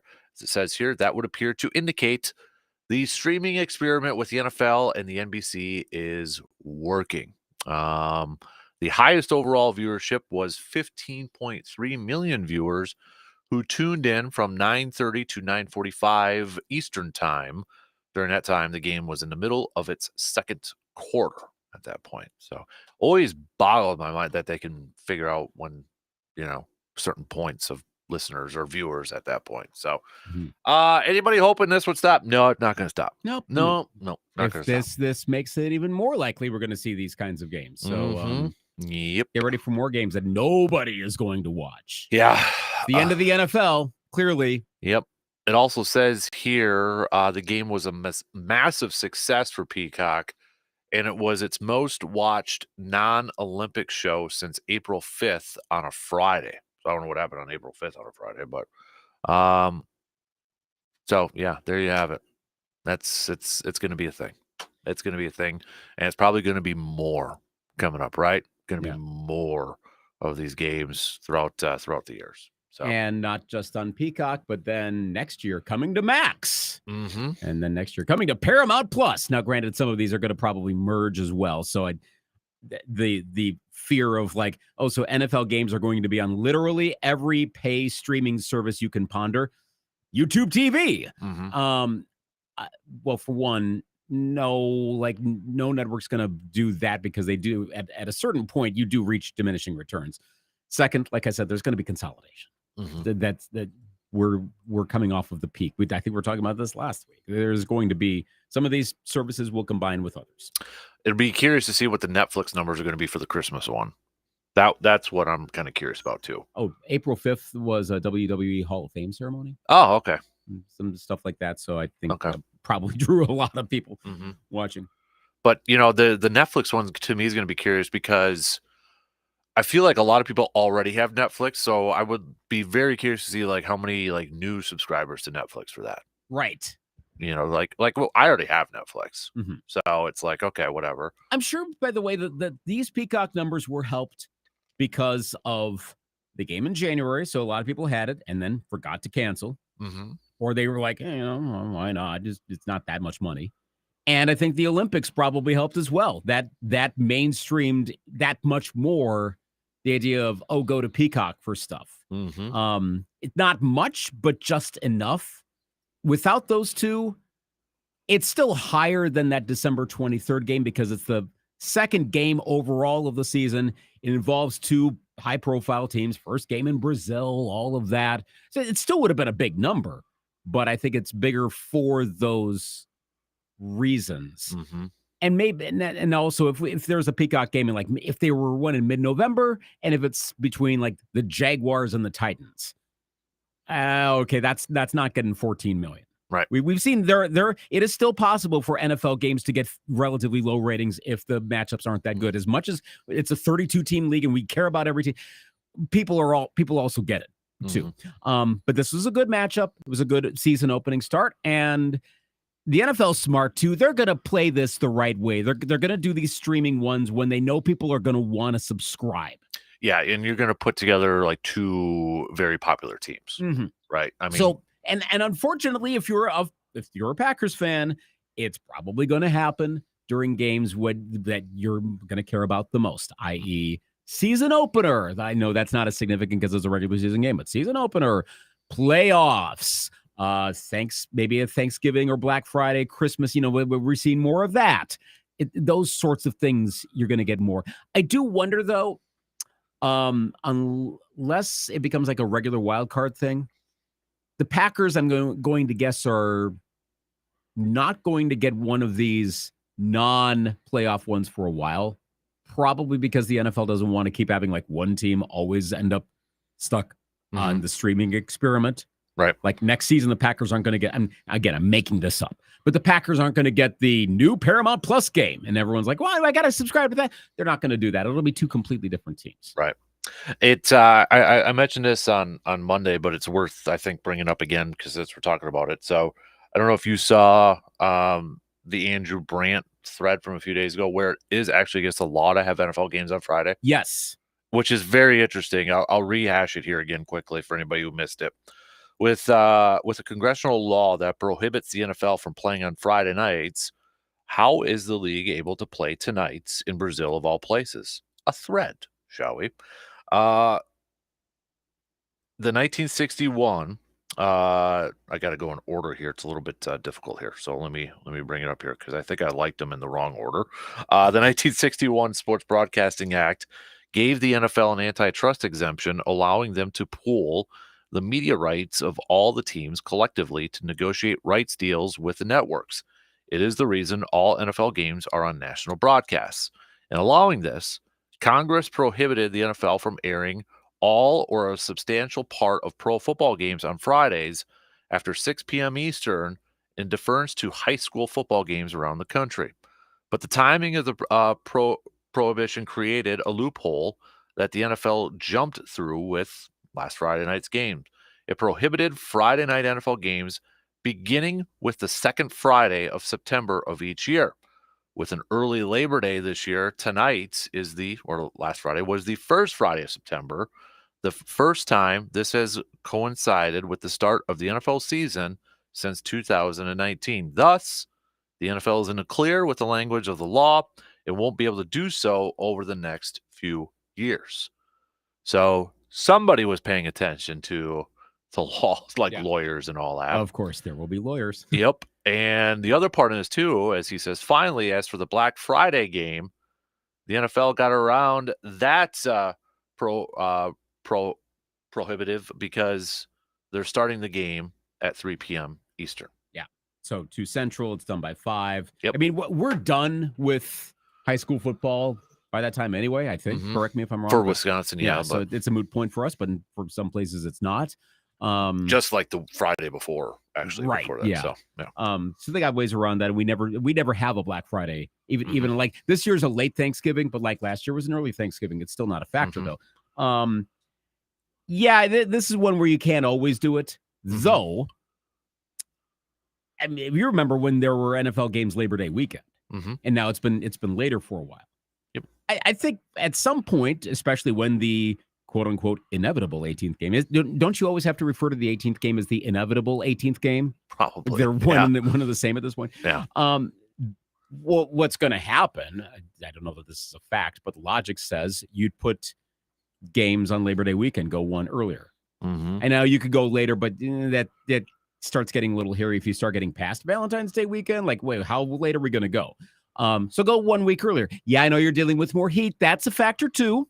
But I think that's probably what they're going to end up doing. Mhm. Well, you go back to Labor Day weekend. Well, now you're dealing with definitely no second Fridays by pretty much by definition. And I think if I'm doing my math right on that, and also you'll have some that are in August. So I know Florio had said this at some point, but it makes sense. You like Labor Day weekend would always be Thursday, Friday, probably throw in a Saturday and NFL opener, the Sunday slate, and then Monday. 5 days of the NFL to start the season. Mhm. It's probably what they're going to end up doing. Right. Yeah. And they will be at that point. So But yeah, don't expect it for the next couple of years for Fridays No. until the next. Did we hear any complaints about given that we had 2 weeks in a row of the highest profile Wisconsin teams playing on Friday nights? Badgers a week and a half ago and then a half a week ago Mhm. with the Packers. Did you hear any complaints I mean, about just- coinciding with high school football? Just general stuff. I mean, nothing too, out there. Be like, there was "Oh, it's, nothing like, wow, attendance is down at our games tonight because everyone's at home watching. I haven't heard Packers. that. I haven't heard that. So Okay. But I also wonder too, isn't it? If you really want to, it's a little easier to record these games now, isn't it? Instead of just popping in a VHS and pressing record on there. Yeah. I mean, if you got like whether it's satellite or streaming, there's a little thing where you can record live programming. You can watch it at the game if you really want to. That's true. You Yeah, that totally too. do that. Well, and then remember, younger generations, we've talked about this before, are not as into watching start to finish. They're more interested in the highlights. Mhm. At some point, those people are going to age up into dads Yep. and moms who are like, you know what? I'll catch the highlights later on. I'll find that on TikTok or Instagram or whatever platform I'm on. Mm-hmm. And good. Now I can watch my kid. Right. Yep. That may not be right now. That age group is still probably mainly 20-somethings. They don't have high school football players, but it's probably going to happen. I would think logically it will. Yeah, I would agree. So there's ways around it. All right, we got to take a quick break here, and then we're going to, talk some more football, but we're going to talk a little Badger football coming up here. Colton Bartholomew, Badger football beat reporter for Badger Extra, Wisconsin State Journal, and Madison.com. Is going to be joining us here in just a few minutes. We'll preview Wisconsin taking on Alabama this weekend, but also get his thoughts on what he has seen from this Badger football team the first 2 games of the season. We'll be back in just a few minutes.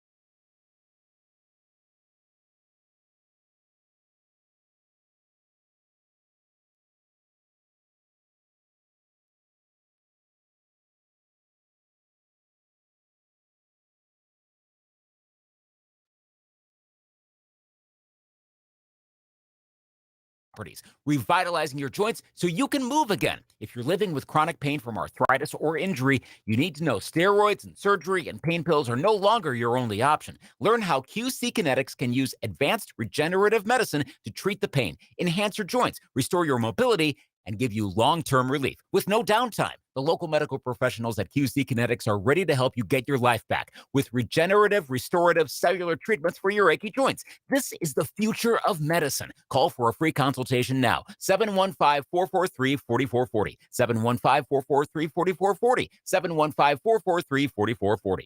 Hey, it's Dan Patrick. If you're a listener of the show, you probably know this by now. We're a big fan of Keeper's Heart whiskey. Keeper's Heart, the first whiskey to offer a unique blend of Irish and American whiskeys. Nobody's ever done it at this level. The results are incredible. Smooth enough to enjoy neat, or enough character to make amazing cocktails. Don't take it from me. I'm just an Irish-American guy who enjoys a drink or two.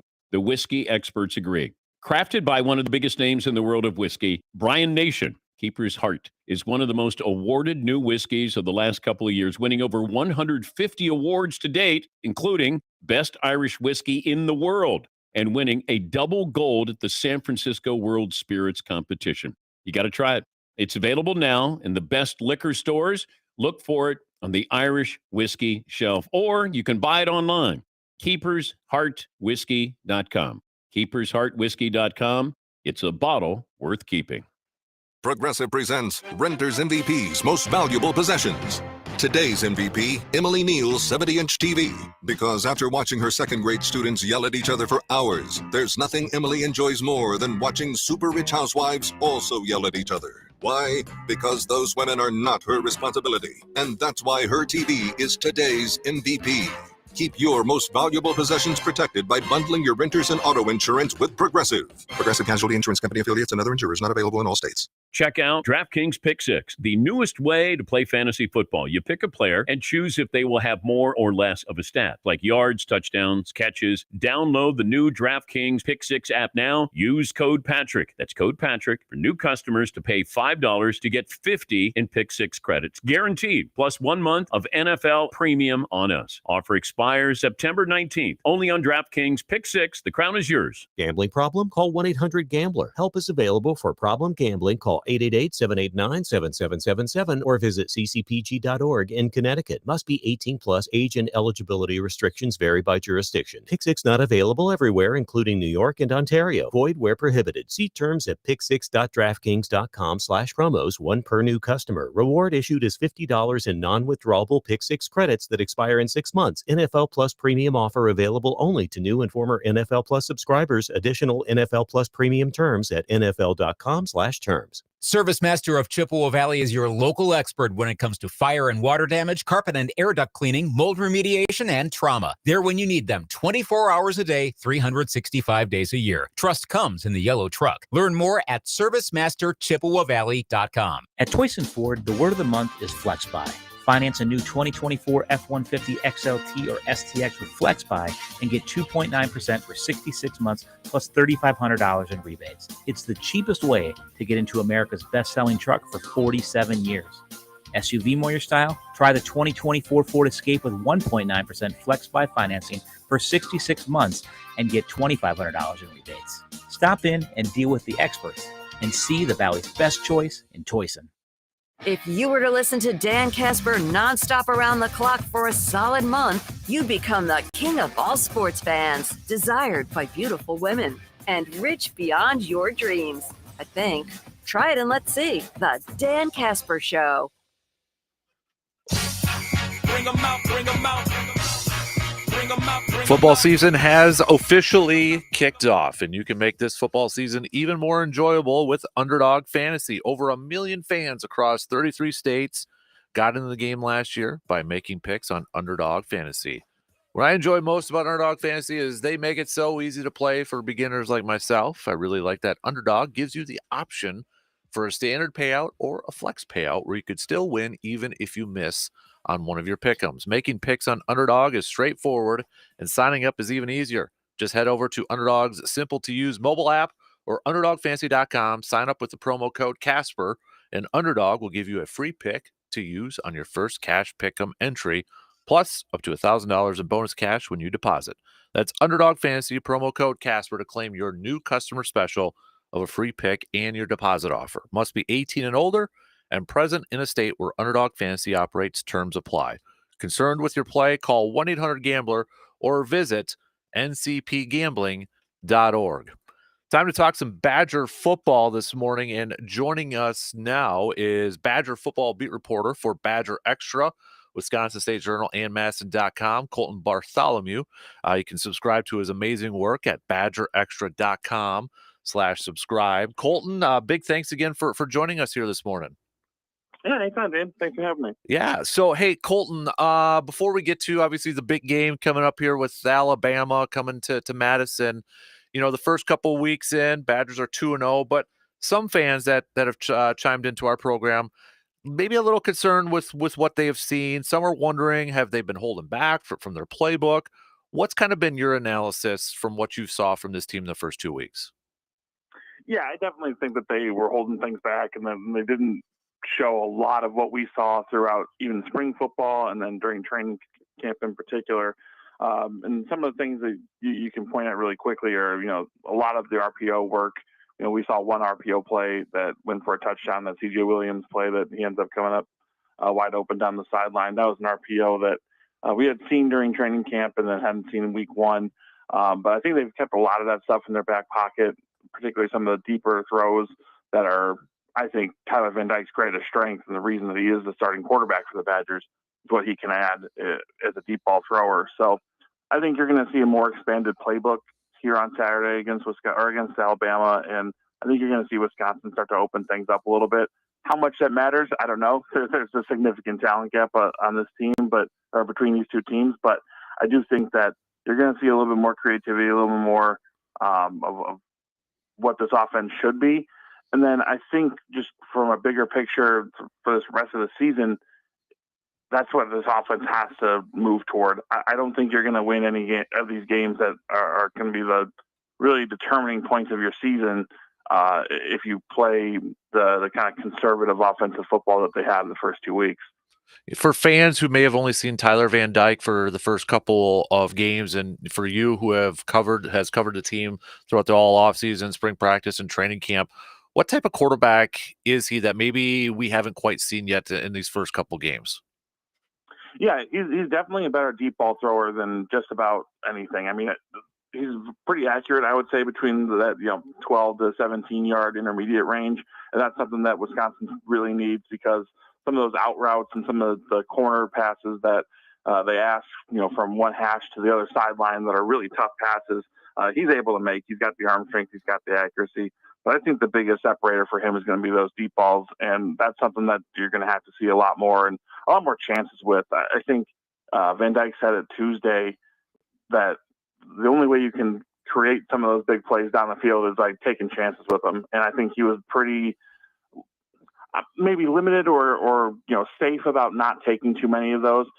There are a couple of, going back and watching the South Dakota game a few times like I have, there are a few times that South Dakota's corners are press man coverage, and guys like CJ Williams or Bryson Green beat it almost immediately off the line of scrimmage, and they're open down the field, and then either he missed it or just decided not to take that chance at that point.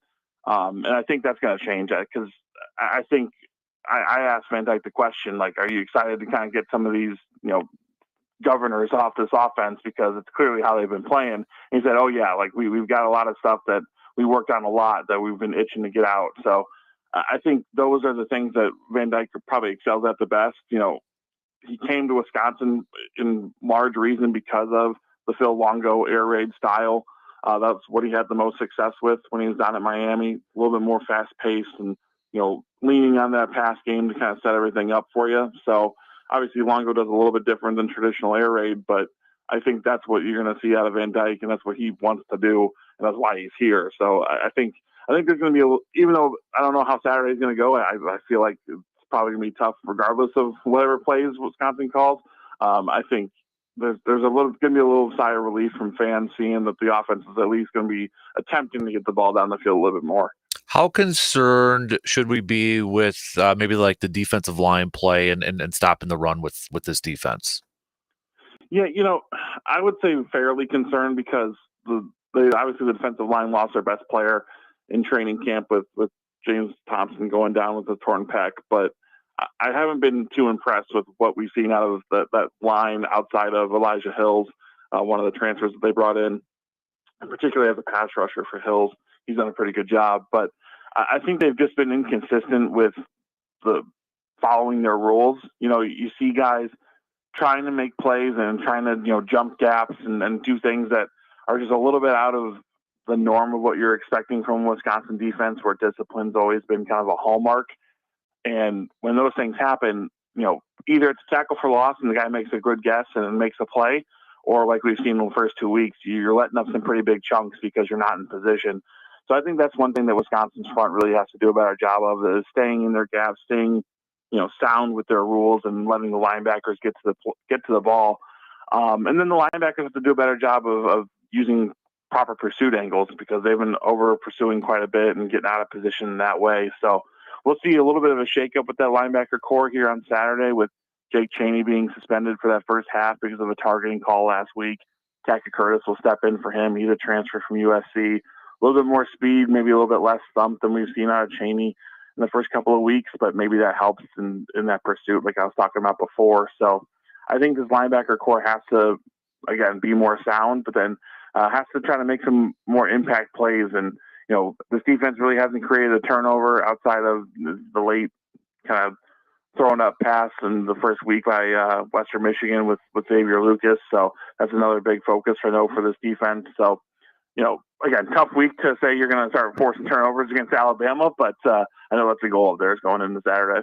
Talking with Colton Bartholomew, Badger football beat reporter for Badger Extra, Wisconsin State Journal, Masson.com. You can subscribe to Badger Extra by visiting badgerextra.com/subscribe. And I read your piece too, where you go back and kind of rehash the 1928 game, the last time Alabama came to Wisconsin.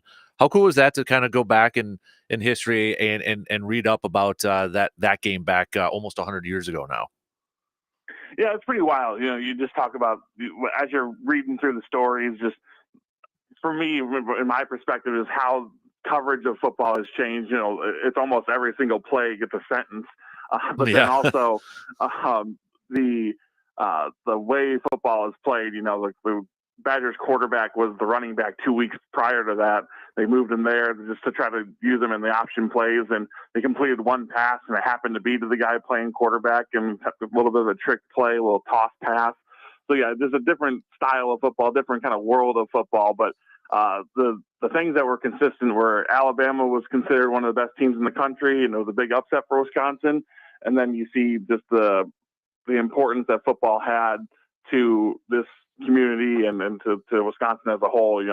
Front page of the massive, at the time, Wisconsin State Journal and things like that. So definitely fun to go back and look at some of those things.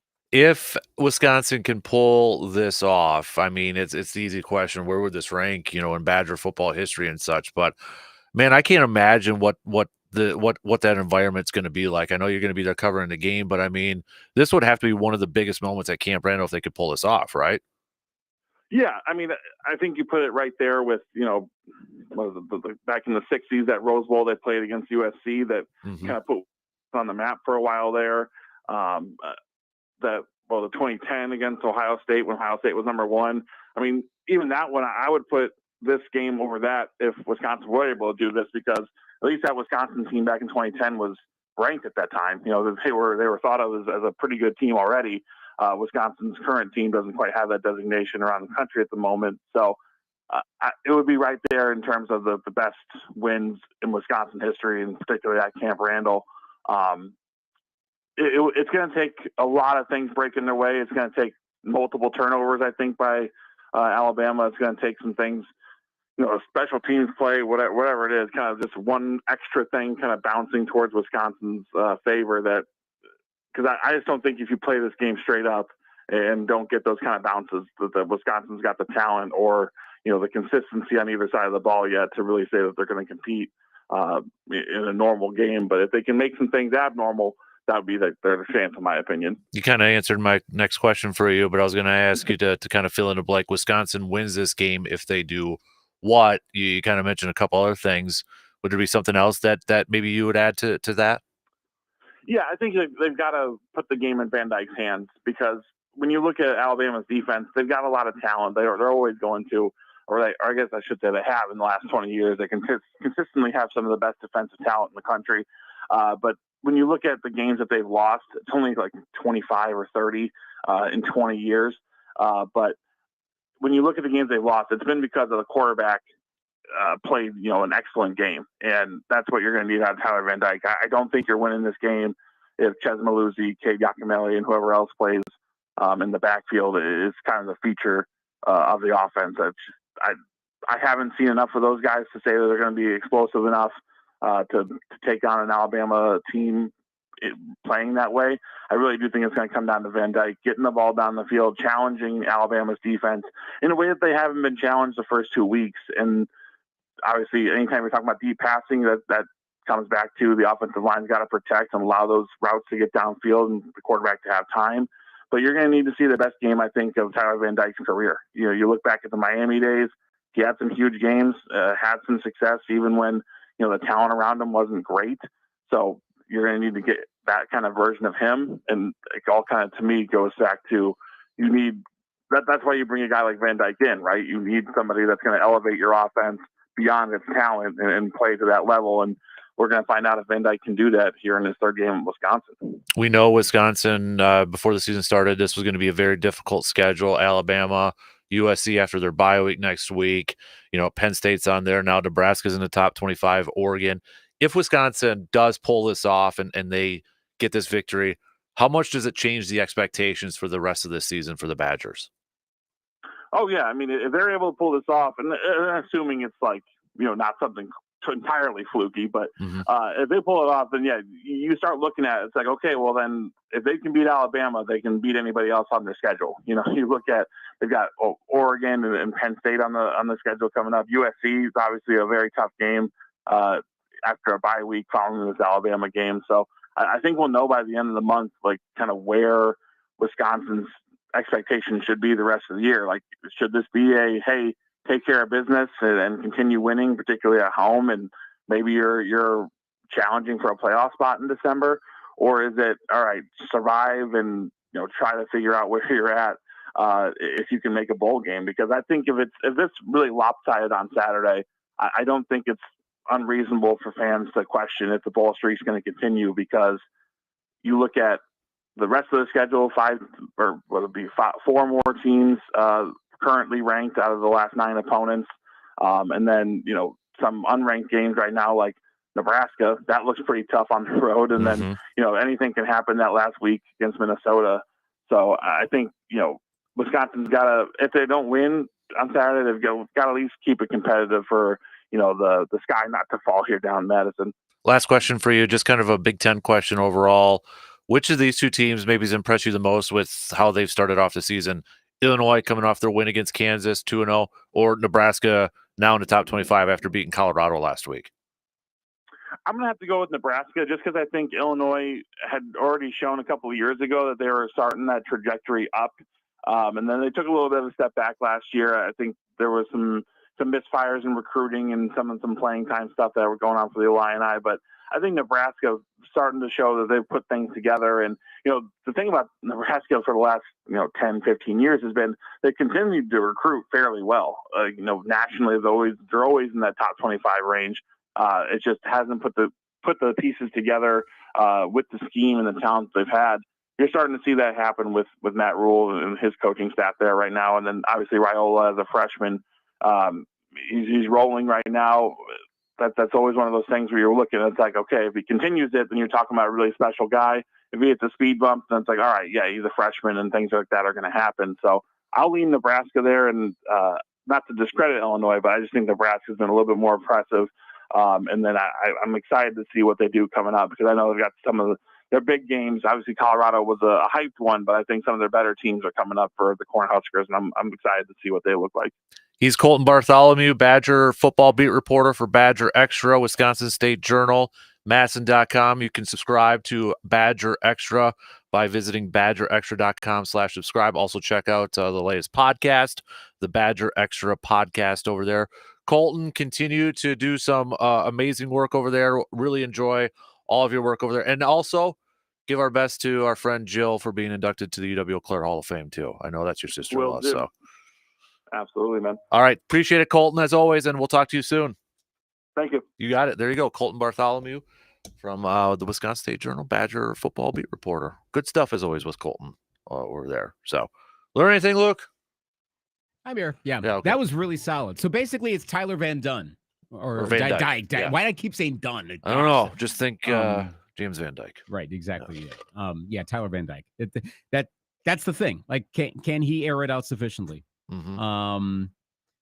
And yeah, I'm trying to do the distillation, or if anyone tuned in late. So that, and also defense, don't run too hot. Right. Basically, don't try to sack the quarterback. You're like, oh, that's not what. Oh, okay. It's all open back there, Alabama, if you want to go for it.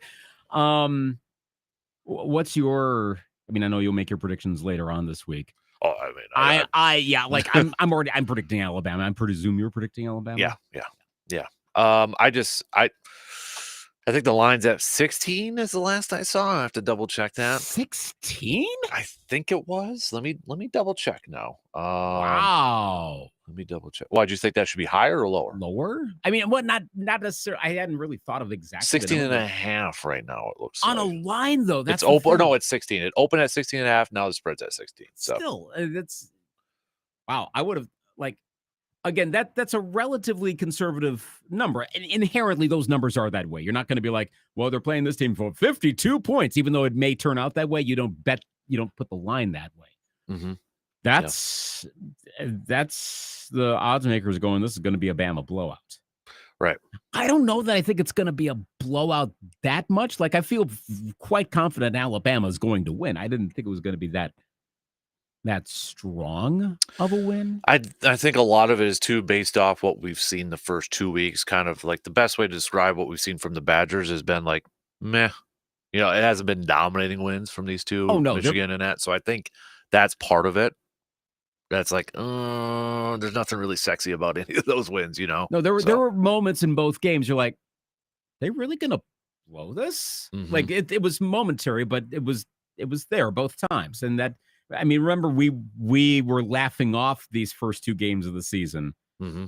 Well, and that crossed my mind during both games. Like, we're sure we should have done that, and then it turned out to be fine. But those were closer games than you would have thought. So I suppose you could extrapolate that to, this is going to be a drubbing now that you go against a very, very, very, very good a top 4 team. Right. Alabama's number 4, correct? Right. In the AP? Yep, number 4. So. Okay, it's going to be tough. Mm-hmm. Yeah. Hey, this is how I view. This is when the season starts, though, for the Badgers, because you got Alabama, you got the bye, and then you got USC, who has jumped up to number 11 in the rankings too. Yeah, and maybe even higher depending on when they face each other at that point. So we'll see. How's your level, before we take a break, how's your level of college football interest been with all the makeover, now that we're actually into games? Do you feel any different this season, or are you back in like whatever your rhythm was? I'm kind of the same right now, but ask me that again in a couple weeks. Okay. After we get through these first, I know there's been some marquee games and such and that, like, Michigan and Texas, but Texas just walloped them. I enjoy the Northern Illinois over Notre Dame type of upsets and such. But once we get like into conference games and such, ask me again. See, that's where it might get stranger for me, because I'm a little surprised by how much I'm kind of back to normal. Like, I'm not diehard on any of it. I don't know that I've watched anything other than a bit of the Badger games and a little bit of the Gophers games. And that was that Rhode Island. Like, I tuned into the Rhode Island game right during the pick six. I'm like, oh, okay, cool. That was it. But I'm surprised that my level of interest is kind of back to normal, because I was really like confused just because of all the movement of everything. Like, this feels different. This is weird. So far, it's okay, but it's also that early part of the season where you're not having the conference battle from Wisconsin against UCLA. You're like, wait, what? Mm-hmm. And that conference season may actually get stranger, because we'll have conference matchups that seem like they're early season non-conference games. Mm-hmm. And for me, I mean, like for the Badgers and that side, I mean, it's the new Big Ten opponents like Oregon and USC. That's so I say, ask me in a couple weeks now. So. Basketball is going to be really weird. I know. Mid-January, and you have like Washington versus Michigan. Mm-hmm. Wait, they're playing each other now. Yeah. But yeah, I'm getting into it. It's so far so good. I'm curious to see what this is a topic for another day, but how the whole Colorado thing is going to play out after this year. So We'll see. Yeah. We'll see. Yeah. All right, let's take a quick break, and then we'll wrap things up with some picks and predicts. Got some baseball games to be picking, all that fun stuff. Stick around. We'll be back in just a few minutes to wrap up things this morning.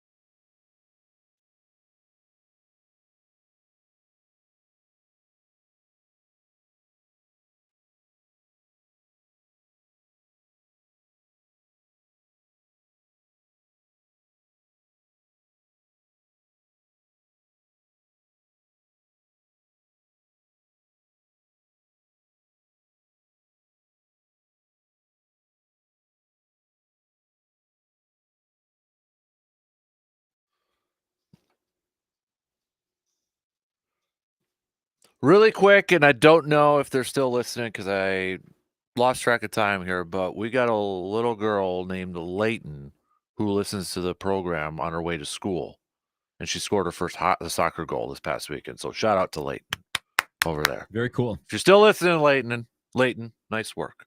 And thanks for listening. We could put it on a recording if they're not listening. I knew they gave us a time frame, so I was like, oh, kind of lost track of time here. I do that a lot, but hopefully you're still listening, Layton, before school started for you. It did happen. Yes. So otherwise, we'll mention it again tomorrow too, just to play it safe.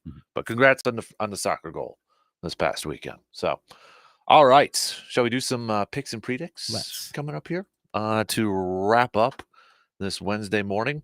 Your Twinnies going up against the Los Angeles Angels of Anaheim, California, Orange County, West Coast. I think they are now just no, they are. They got rid of that. They're just the LA Angels. Yeah, I like to have fun with that. Though. It will never get old. Is that one of the most dumbest, weird names, city attachments to a team? Because it was a contractual thing. Yeah.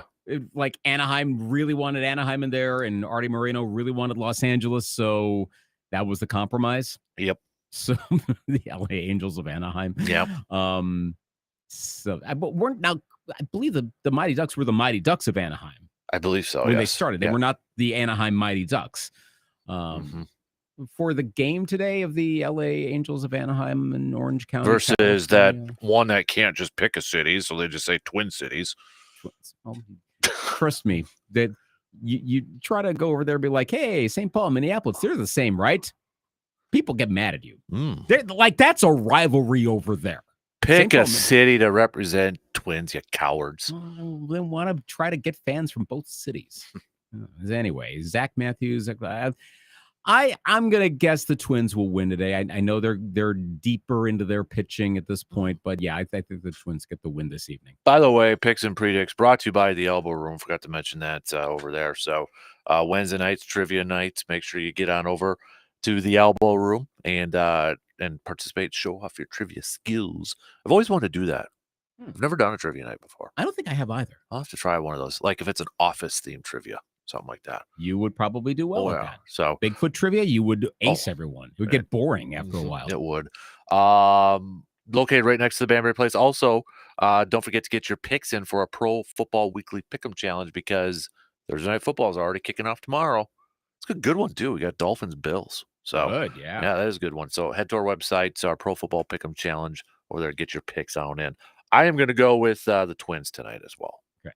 Baltimore at Boston. I'll say Orioles. I'm going to go Baltimore too. Okay. Let's go Mets in Toronto, since the Mets are kind of in a fight for a wild card spot right now. Okay. Sean Manaea on the mound. I'll take the Amazons on this one. Yeah, I'm going to go with the Mets too. How about Braves at Washington? Max Fried's on the mound. Oh, yeah. I'll take Atlanta. I'm going to go Atlanta as well. Let's do... Well, I mean, Cubs at Dodgers. Cubs going to pull off another win tonight? Gosh. I will say the Dodgers get this one. For the love of all, Dodgers, pick up a win, Or I don't know. What do you root for? What do you really want here? Yeah, I was gonna say, what should we root for, Bruce fans? Do you just want to knock down the Dodgers so it lowers our magic number, or do you want the Cubs to win so maybe we can catch the Dodgers for like second spot because Phillies now are in the first spot? Plus, is it a little fear-based that you're rooting against the Cubs? Because That's true. I mean, you need the Dodgers to lose. So you can get a 1 or 2 seed. That's true. How do I go? How do we do this? Root for the Cubs tonight. Sorry. How about whatever happens? Yeah, you're going to case Sarah. Well, I mean, hey, it's not like we can affect the outcome of the game. Exactly. Unless you go Frank Drebin on him, and that's a whole nother story. Brewers, Giants, Colin Ray versus Blake Snell. Okay. I'll go. I will pick. I'll pick the Giants to split the 2-game series. No, that was intentional. I was going to say, wait a minute. Because I've had the streak of screwing up the I had schedule. to glance at the schedule to make sure I wasn't off my rocker there. So. Yes. It will be a Giants win for teeing up game 3 tomorrow. Gotcha. We've got, I am going to go with, I'm going to go with the Giants. Blake Snell over there. He had a fantastic month of August. So offense right now isn't otherworldly for the Brewers, and this is a tough matchup, so I'm going to go with the Giants. Yeah. But hey, we can still lower that magic number if the Dodgers beat the Cubs. Who are the Phillies? They're hosting the Rays. Yeah. Zach Wheeler on the mound. Yeah. I'm going to go with Phillies. They're playing really well right now. That Royals-Yankees, that's a Prime Video I forgot about game. that one too. Yeah, Royals and Yankees. On Prime Video, so if you got that, you get to watch the game. Yep. Ooh, boy. Reagans versus Heel. Royals shut out the Yankees last night, 5-0. Oof, wow. Never would imagine if Royals-Yankees matchup in mid-September was like a really good playoff potential matchup. I'll say New York wins this one. Yeah, I'm going to go with the Yankees in this one too. I guess I kind of have to root for Twins strategy. Yeah, I kind of have to root for the Yankees this time. Okay. All right. Does that hurt you to do that though? A little bit, yeah. But again, hey, when it benefits your team, you have to go with whatever is the most advantageous situation for that. And if it means rooting for the team you don't want to win, you got to do it. Mm-hmm. Yep. So or vice versa or whatever. So yeah. What is the current I wanted to see what just let me hold on a second. If the playoffs started today, which would make sense because now it's in mid-September, so it doesn't seem as weird. Your Twins would play Houston. Kansas City versus Baltimore. That could be an interesting series there. Rematch of the 2014 ALCS. Then Cleveland would be the 2, Yankees are the 1. Brewers would play the Mets. Dodgers have the bye, they'd be the 2. So, and then it's Padres, Diamondbacks. Phillies obviously with the bye too. So, wow, that'd be a good one. Mm-hmm. There's some intriguing matchups in that first round.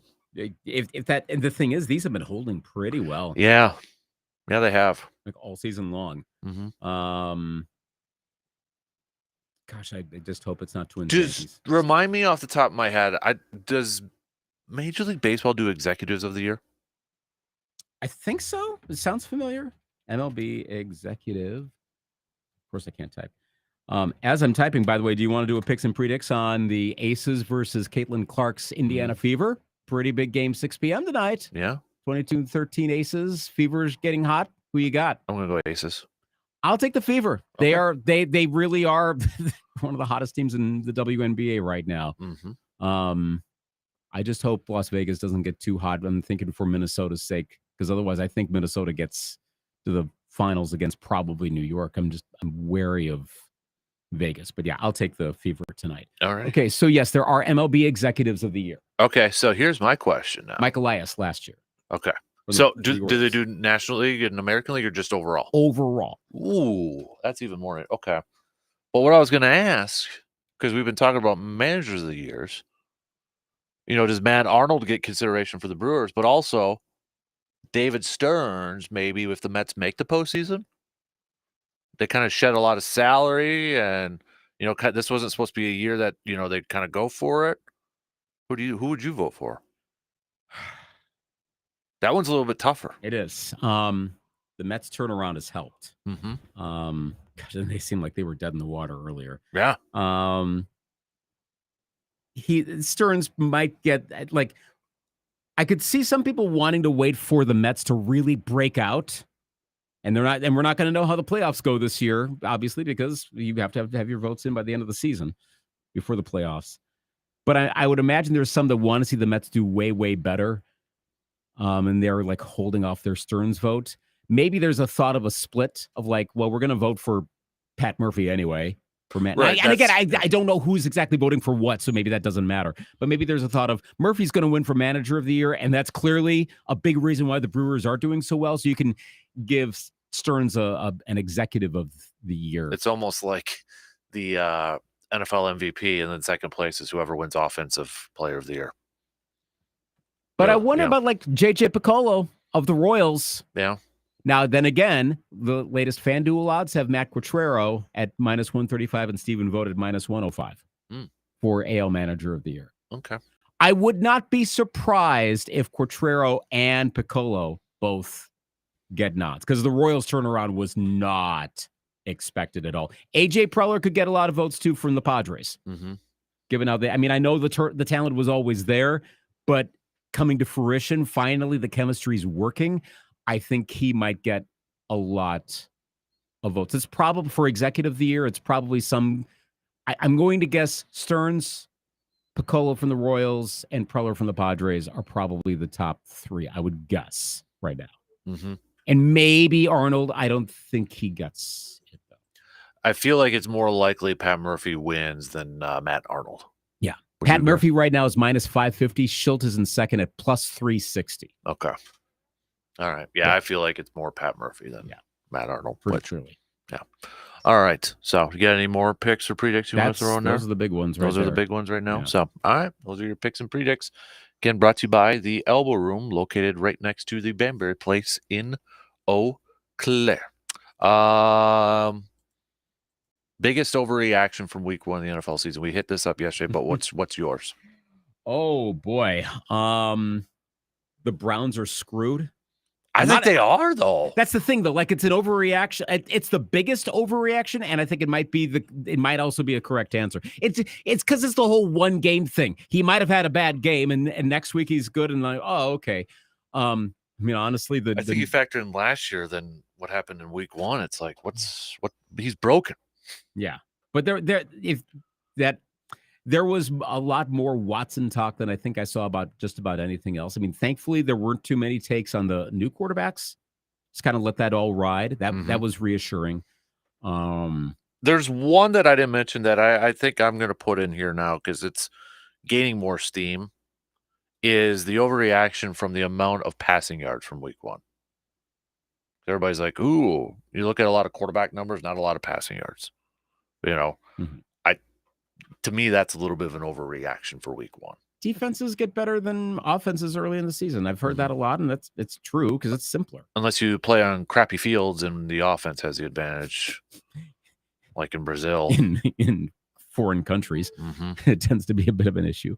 Yep. Yeah, let's let that play out. Like I'm not seeing an overreaction akin to like the gold standard is when like Buffalo, when they were bad, when they would win week 1 and whoa, watch out for the Bills, and like stop people.